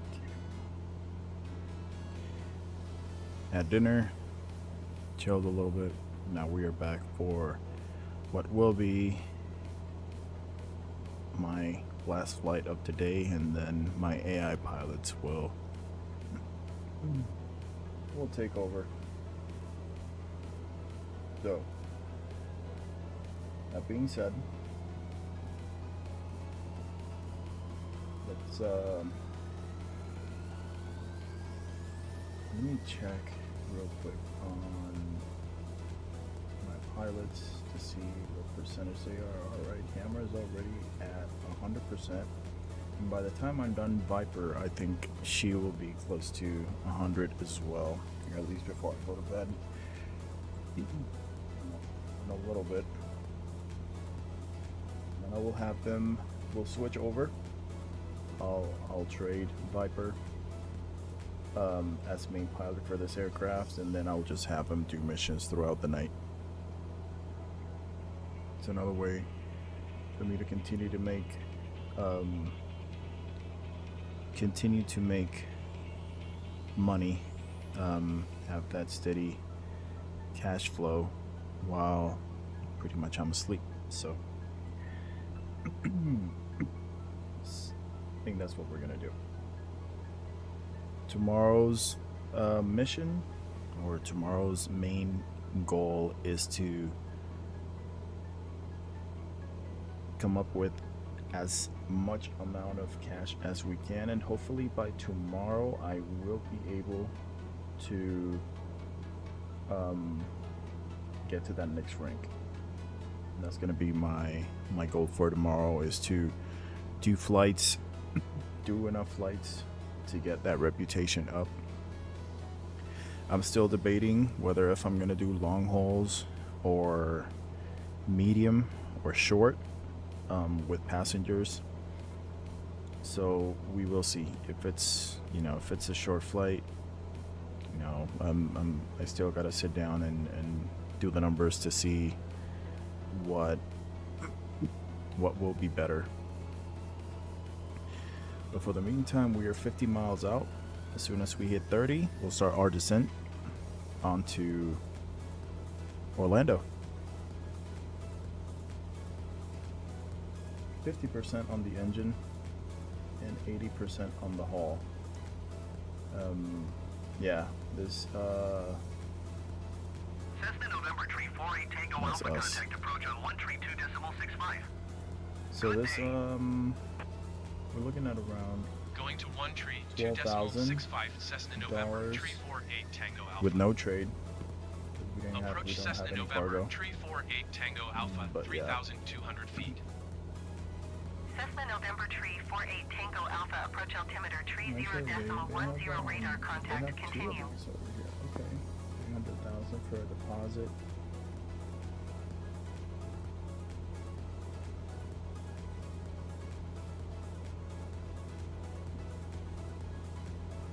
Yeah, I'm still debating. Whether to go with the Cessna or go with the Diamond. I don't know, guys. About that one, but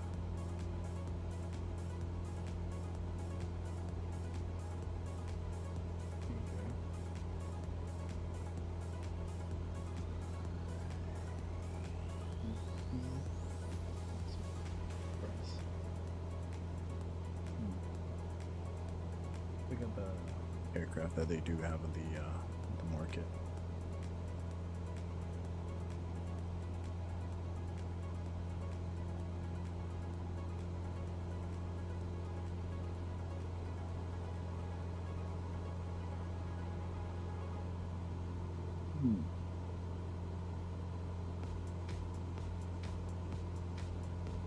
Coming up on 46 nautical miles. Gonna add a little bit of a weather here. Let me bring RPMs down just a bit.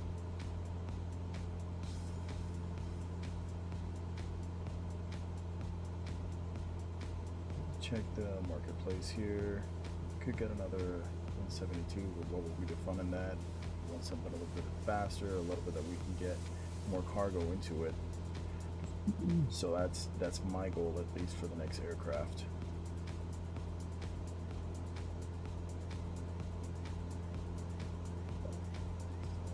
Below 1050.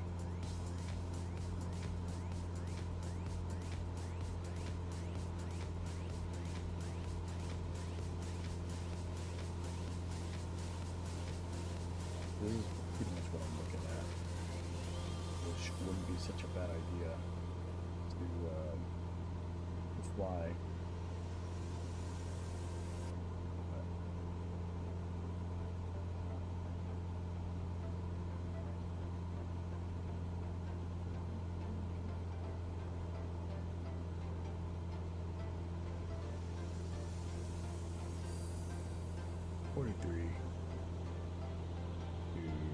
Wind is picking up, it's getting bumpy up here.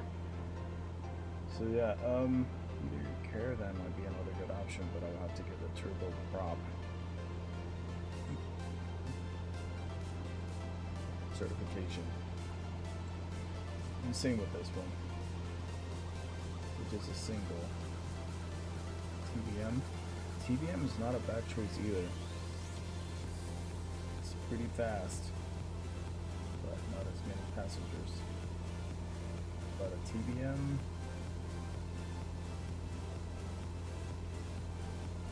is not a bad choice. Not a bad choice either.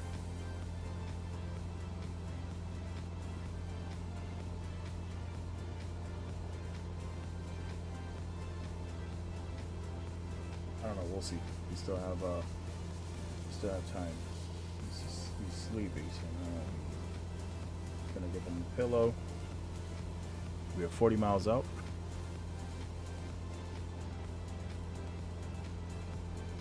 Getting a little bit of a weather here. So let's slowly altitude, and let's just bring it down to 1500 and altitude off and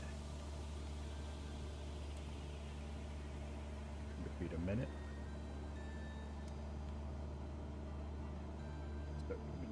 Start coming down towards our descent. 39 nautical miles.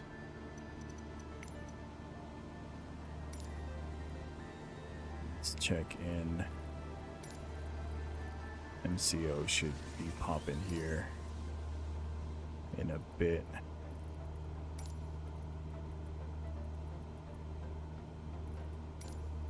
Alright,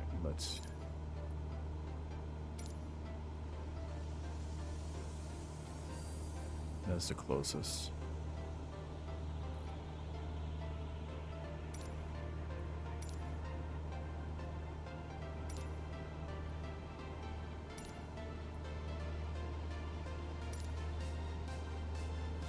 Not even registering it. We're that far out. So we'll reach back whenever we're about 20 nautical miles away.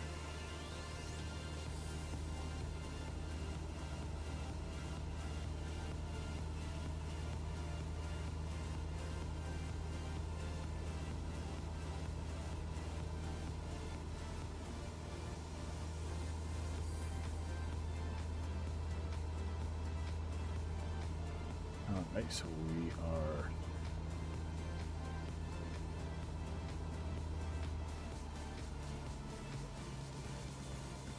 RPMs to 2000 RPM. That is what we want.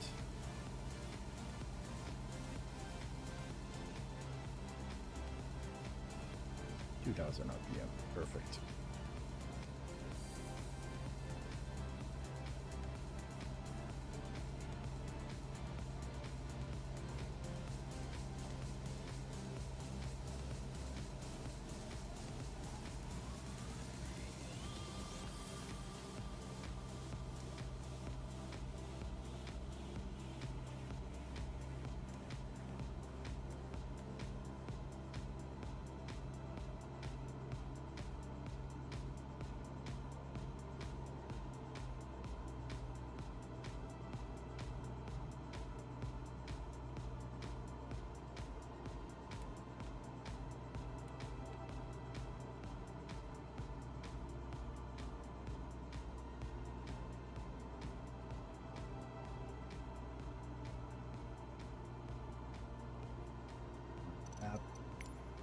pull it up here. He's gonna bring it back to probably 35. That's about right. There it is. There it is right there. 2,000. Nose up just a bit.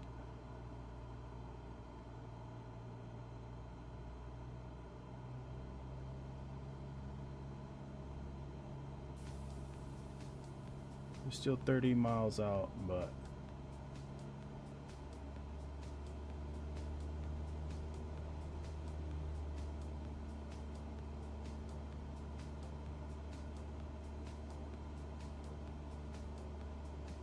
all right, and that's it.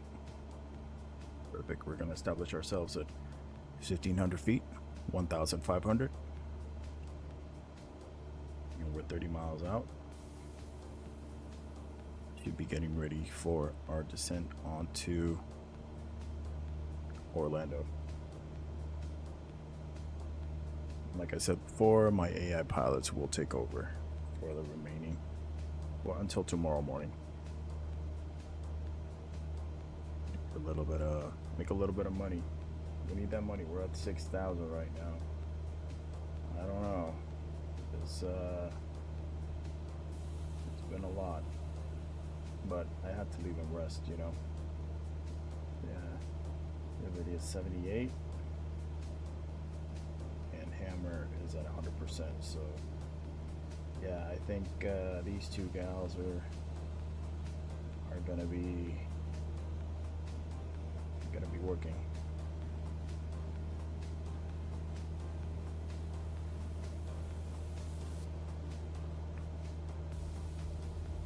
I'll do my homework tonight to see which aircraft we're going to be most likely going to be buying tomorrow. Once I level up and unlock another slot for another vehicle for another aircraft, I'm sorry, then we'll see what we're gonna rent. For sure, we're gonna rent it first. Just because, you know, I want to be able to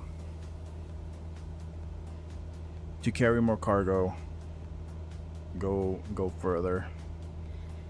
There are some ups and downs for each aircraft, so I'm still debating which one am I gonna go for. But if it's cost effective and if we're looking at from an economical point of view, to try to come up with, all right, let's see what our buddy here needs now. All right, he's good. Weight distribution has been okay. So we're 26 miles out from for, you know, if we're looking at it from money point of view, I would go for the Diamond, just because, you know, but this overhead panel, it just takes all this thing away. So that kind of throws me off a little bit, because here I'm trying to see, but can barely. I mean, I could probably do that. I mean, I did my certification on the Diamond. It was pretty good. The G1000, again, it's so easy to handle. But the Cessna 414 gives it such a realistic. I mean, I guess I could always do the Diamond, save enough money, and then buy the Cessna, which is, I think, what I'm gonna do. Yeah, I think I made up my mind. I'm going for the Diamond. It just makes sense. Just makes sense. It's a 7-seater, and yeah. I want to know where his 24 miles out. Okay, let's actually start checking in with Tower. Farther from you. Let's see. Nope. Where's MCO? There we go. Orlando Tower Cessna November Tree 48 Tango Alpha is 27 miles southeast, 1,500 feet with Sierra to land. Cessna November Tree 48 Tango Alpha Orlando 45 right. Tower. This is the one we asked for. Altimeter tree 0.10 wind 25 tree at 4. Enter left base runway tree 5 right. Rouge 1680 heavy go around. Delta 259er Tree I Heavy, think go it's around. this one. Clear to land runway Once it 17 loads left, up number here. 5, Southwest 457 Tree Heavy. Rouge 1680 Heavy, contact approach on 124.8. Good day. Enter left base runway tree 5 right Cessna November tree 48 Tango Alpha. Going around Delta 259er Tree Heavy. No, it's Delta seems 259er Tree Heavy, contact approach on 128.675. Good day. JetBlue Tree 8 Tree Heavy, for go some reason around. this is not loading but I think it's this one. Southwest 1840 Heavy, number 2 for landing. Follow the Airbus A20N on final. Wind 254 at 4. Clear to land runway 17 left. 128.675 Delta 259er Tree Heavy. Goodbye. JetBlue Tree 8 Tree Heavy, contact 20 miles Orlando out. approach on 135 Tree. Yeah. Good day. Southwest 2700 Heavy, number 4 for landing. Follow the Airbus A20N on final. And I ain't going around if they ask me. I'm sorry, but I'm priority. Clear to land runway 17 left. I'm Clear to priority. land runway 17 left. I am number not 3, going around for no Southwest Airbus or 378 no Heavy. Boeing or nothing. Air Southwest Force One, and I might 378 think Heavy, about it. number 4 for landing. I'll be unable Follow the aircraft on to go around. Wind 255 at 4. Clear to land runway 17 left. Southwest Tree So I don't 728 understand Heavy, why go that around. cabin keeps. 135 JetBlue Tree 8 Tree Heavy. Yeah, it's really busy. Clear to land runway 17 left, number 4 Southwest 2700 Heavy. Wow.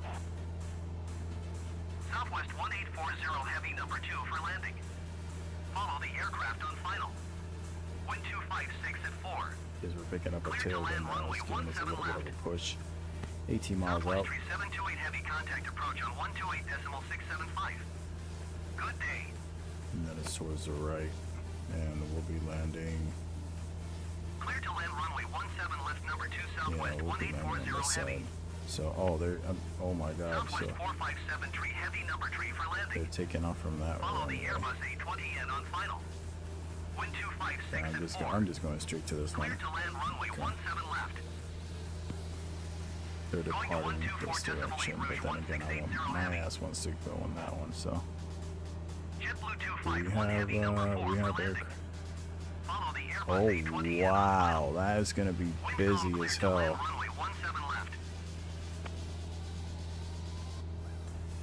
Southwest 457 Tree Heavy, go around.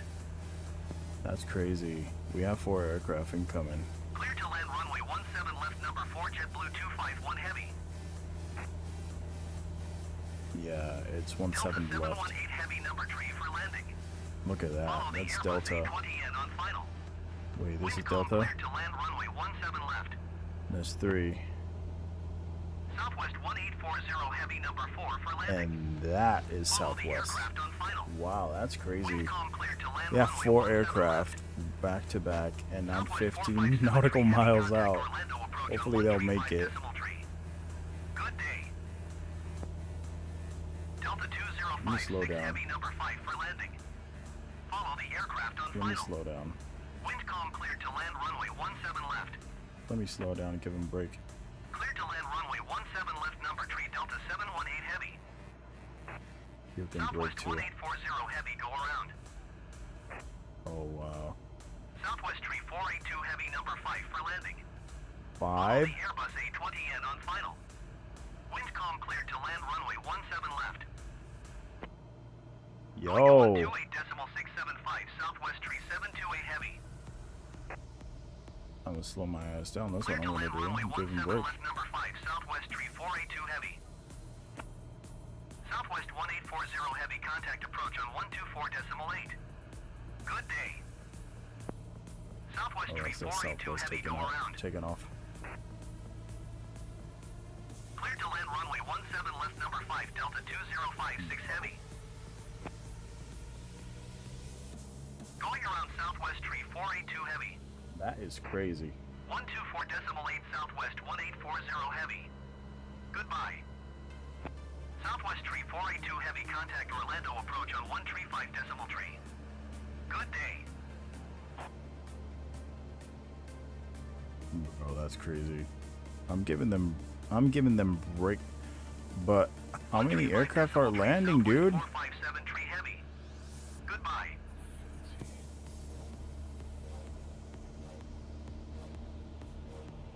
Going to 135 decimal tree southwest tree 482 heavy.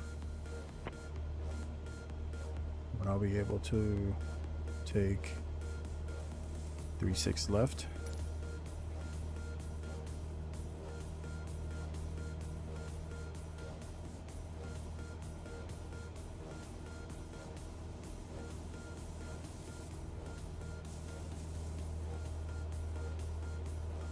Right.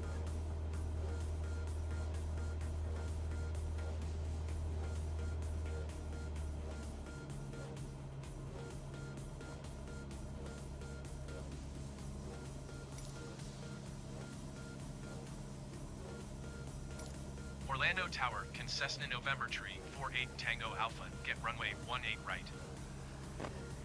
Cessna November tree 48 Tango Alpha Orlando Tower. Altimeter tree 0.12 wind calm, fly left downwind runway 18 right. Fly left downwind runway 18 right, Cessna November Tree 48 Tango Alpha. Clear to land runway 17 left southwest 2700 heavy. Southwest 2700 heavy number 4 for landing. Follow the Airbus A20N on final. Wind calm cleared to land runway 17 left. JetBlue 251 heavy number 4 for landing. Follow the Airbus A20N on final. Wind calm cleared to land runway 17 left. Delta 718 heavy number 4 for landing. Follow the Airbus A20N on final. Wind calm cleared to land runway 17 left. Clear to land runway 17 left number 4 JetBlue 251 heavy. Orlando Tower southwest tree 482 heavy 9 miles south inbound ILS runway tree 5 left approach. JetBlue 251 heavy go around. Bro, it's crazy. Traffic there, it's insane. 482 heavy Orlando Tower. Altimeter tree 0.12 wind calm cleared ILS runway tree 5 left approach. Going around JetBlue 251 heavy. 35 left. Clear to land runway 17 left number 2 southwest 2700 heavy. 35 left. That's the one we want. JetBlue 251 heavy contact approach on 128 decimal tree. That's the one we want. 35 left. Clear to land runway 17 Oh left my number God. 4 Delta 718 heavy. 35 left. Cleared ILS runway tree 5 left approach southwest tree 482 heavy. Southwest 2700 heavy number Why 3 for landing. is not giving me the option? Follow the Airbus A20N on final. Wind calm cleared to land runway 17 left. 7 miles out. Delta 2056 heavy number 3 for landing. Follow the Airbus A20N on final. Wind 258 at 4. Clear to land runway 17 left. Bro, that's crazy. Dude. Orlando Tower southwest 2072 heavy 5 miles southwest inbound ILS runway tree 5 left approach. Delta 2056 heavy go around. Southwest 2072 heavy Orlando Tower. Altimeter tree 0.11 wind 258 at 4. Cleared ILS runway tree 5 left approach. Southwest 2700 heavy number 2 for landing. Follow the Airbus A20N on final. Wind 258 at 4. They have a lot of traffic coming into the one that we wanted to land, so we're gonna have to go on the left side. Cleared ILS runway tree 5 left approach On the left southwest side 2072 heavy. of the airport. Delta 2056 heavy contact approach on 128 decimal 675. Good day. Yeah, Clear to land let's runway start heading 17 that left way. number 2 southwest 2700 heavy. And just get out of Southwest get out of heavy their way. wind 260 at 4. Clear to There we land go. runway tree 5 left. 128 decimal 675 Delta 2056 heavy. Goodbye. Southwest 2700 heavy go around. 128 decimal tree 75 JetBlue 251 heavy. Goodbye. Yeah, I'm gonna have to open up a little bit and then turn. Clear to land runway tree 5 left southwest 2072 heavy. Should be pretty good. And yeah, and then just come in. We'll probably. Good day. Let me. Orlando Tower JetBlue 251 Heavy 8 miles south inbound, RNAV runway 36 left Yeah, and approach. if I do this correctly, JetBlue 251 Heavy Orlando Tower. go here, Altimeter and then 30.11 work towards that way. at 4. Cleared RNAV runway 36 left approach. That's crazy. Cleared RNAV runway 36 left approach JetBlue 251 Yo, that Heavy. traffic, it's insane, bro. 120.15 Southwest 2700 Heavy. Goodbye.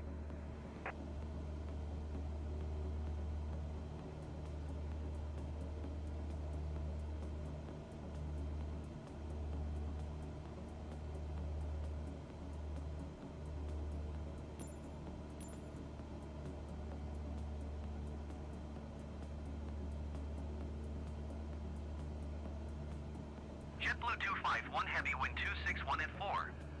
Cleared to land runway 36 left. Makes your full rich. Cleared to land runway 36 left, JetBlue 251 on. Heavy.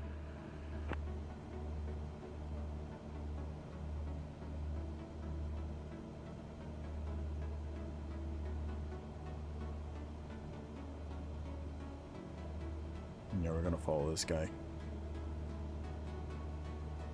So, got that JetBlue.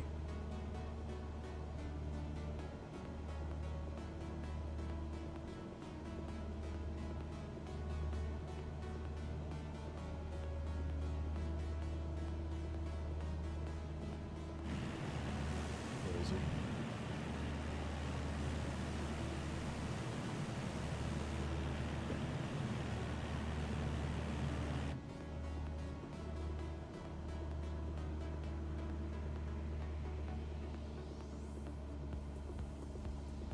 Alright, and that being said,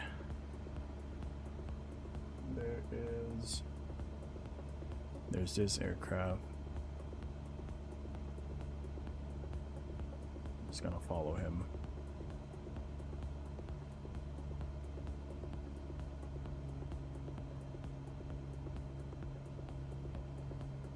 Right. And I think we can start in that direction.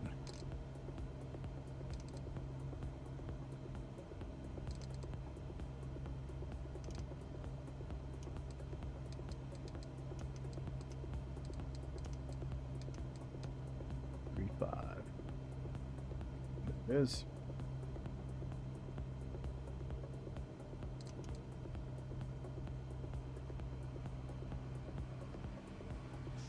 What are we going on this one?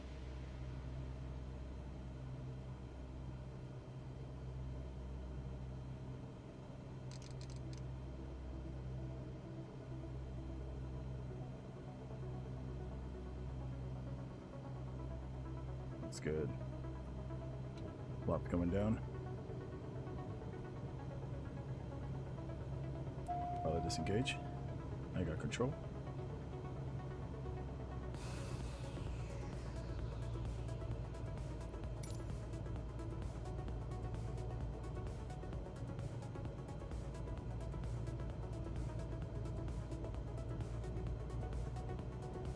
Stay up 1,000.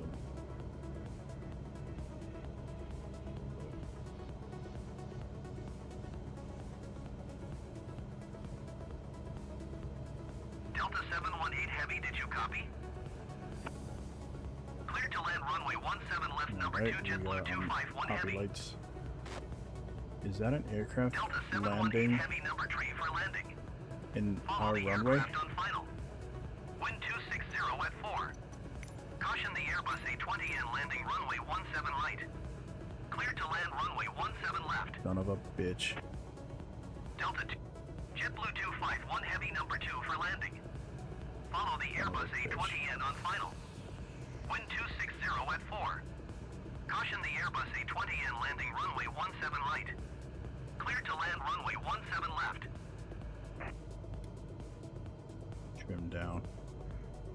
Son of a Clear to land bitch. runway 17 left, number 2, JetBlue 251 Heavy. JetBlue 251 Heavy, go around. Clear to land runway 17 left, number 3, Delta 718 Heavy.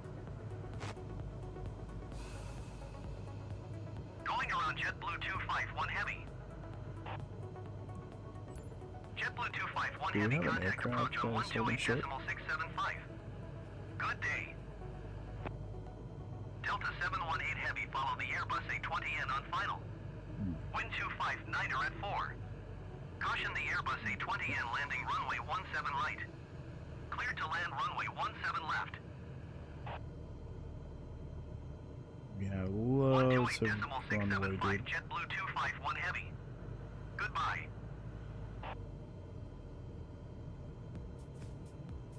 Not Clear do to land that. runway 17 left, Delta The 718 Heavy. effect trick us. You effect trick us and hold it, hold it, hold it, hold it, hold it, hold it, hold it. We have touchdown. 348 Tango Alpha, contact ground on 126.4. Taxi to parking and shut down your engine.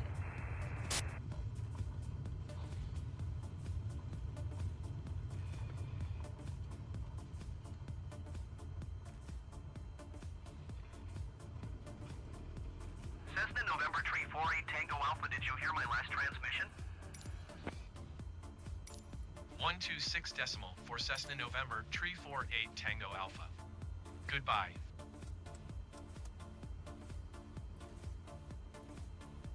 Orlando ground Cessna November 348 Tango Alpha. Request taxi to the gate. Cessna November 348 Tango Alpha, taxi to gate 48 using taxiway Echo Bravo Bravo 7. Go Bravo 7. Taxiing to gate 48 via taxiway Echo Bravo Bravo 7 Cessna November 348 Tango Alpha.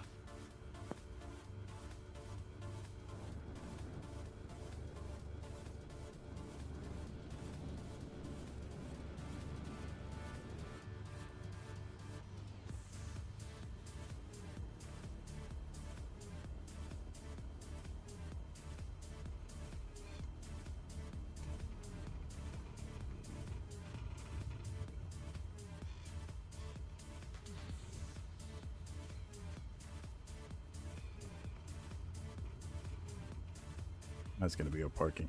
Fuck it. You can walk. Transporter. Disembarkation in progress. Stand by.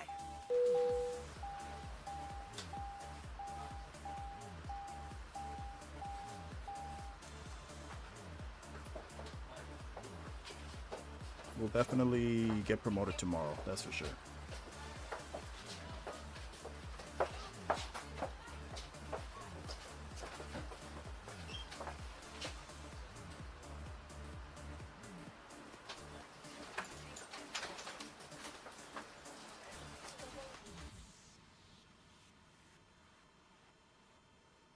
Transporter from dispatch.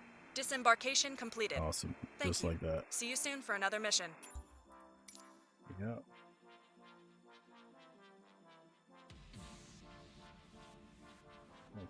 Big backward.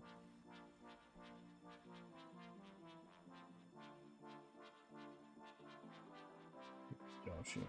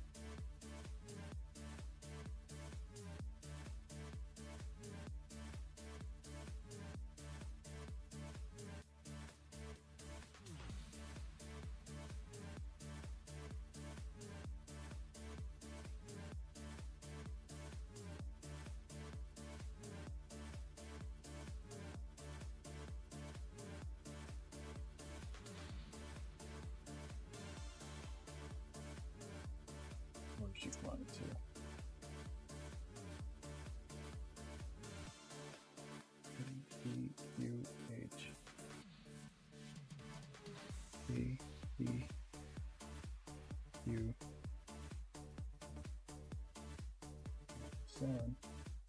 ADQH. Selling vegetables.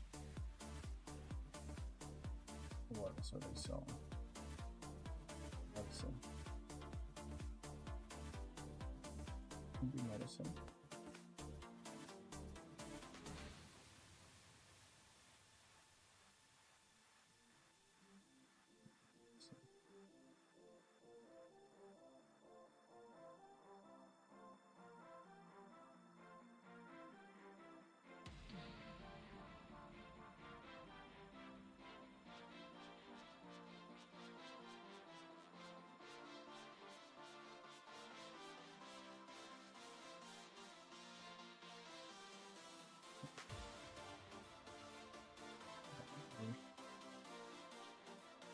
You're messy.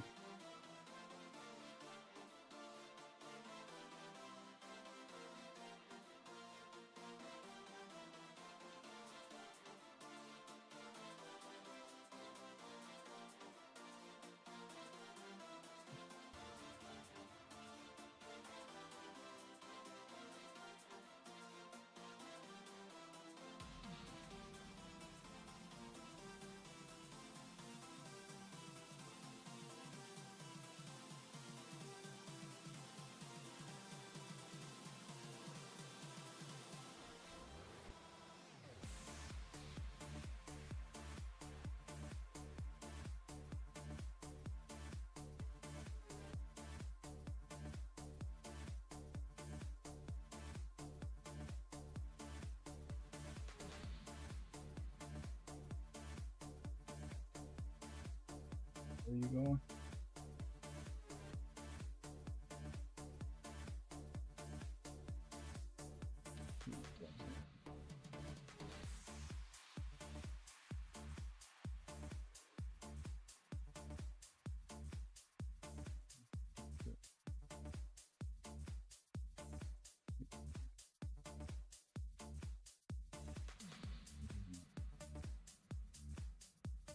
Where you going? 40 Juliet. 40 Juliet.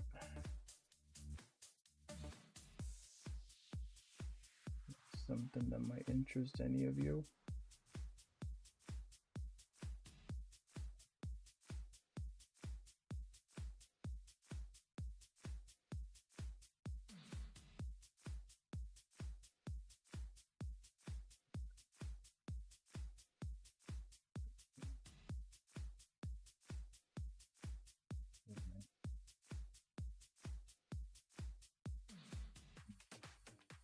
Did that job, didn't I? Yeah, I did.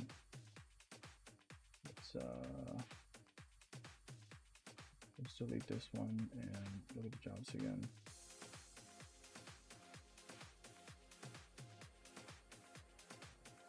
See? Wait.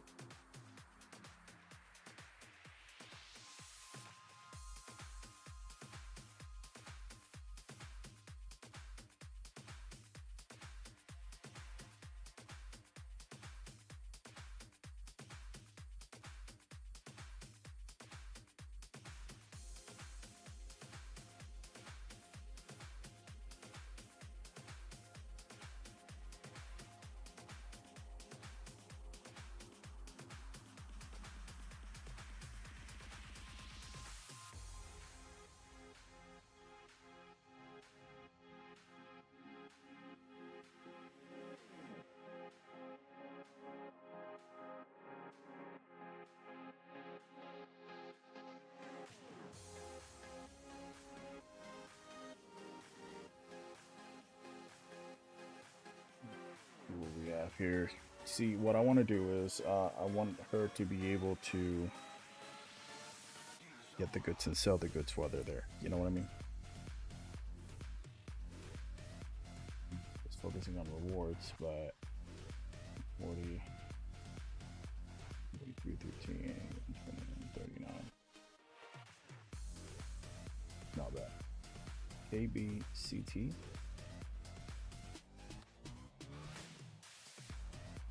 A, B, C, T, and D.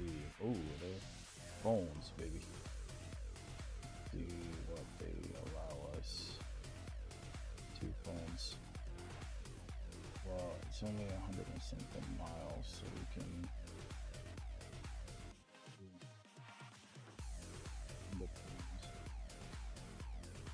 buy a little bit more.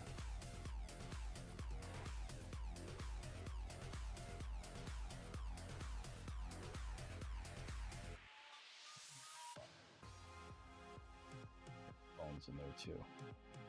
Okay, we have that. In that case, let's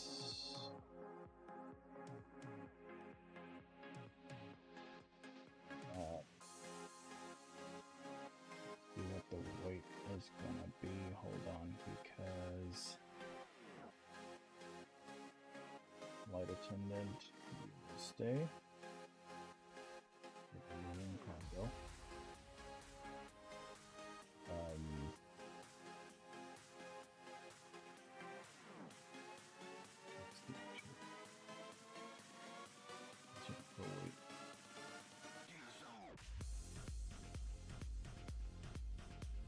$313.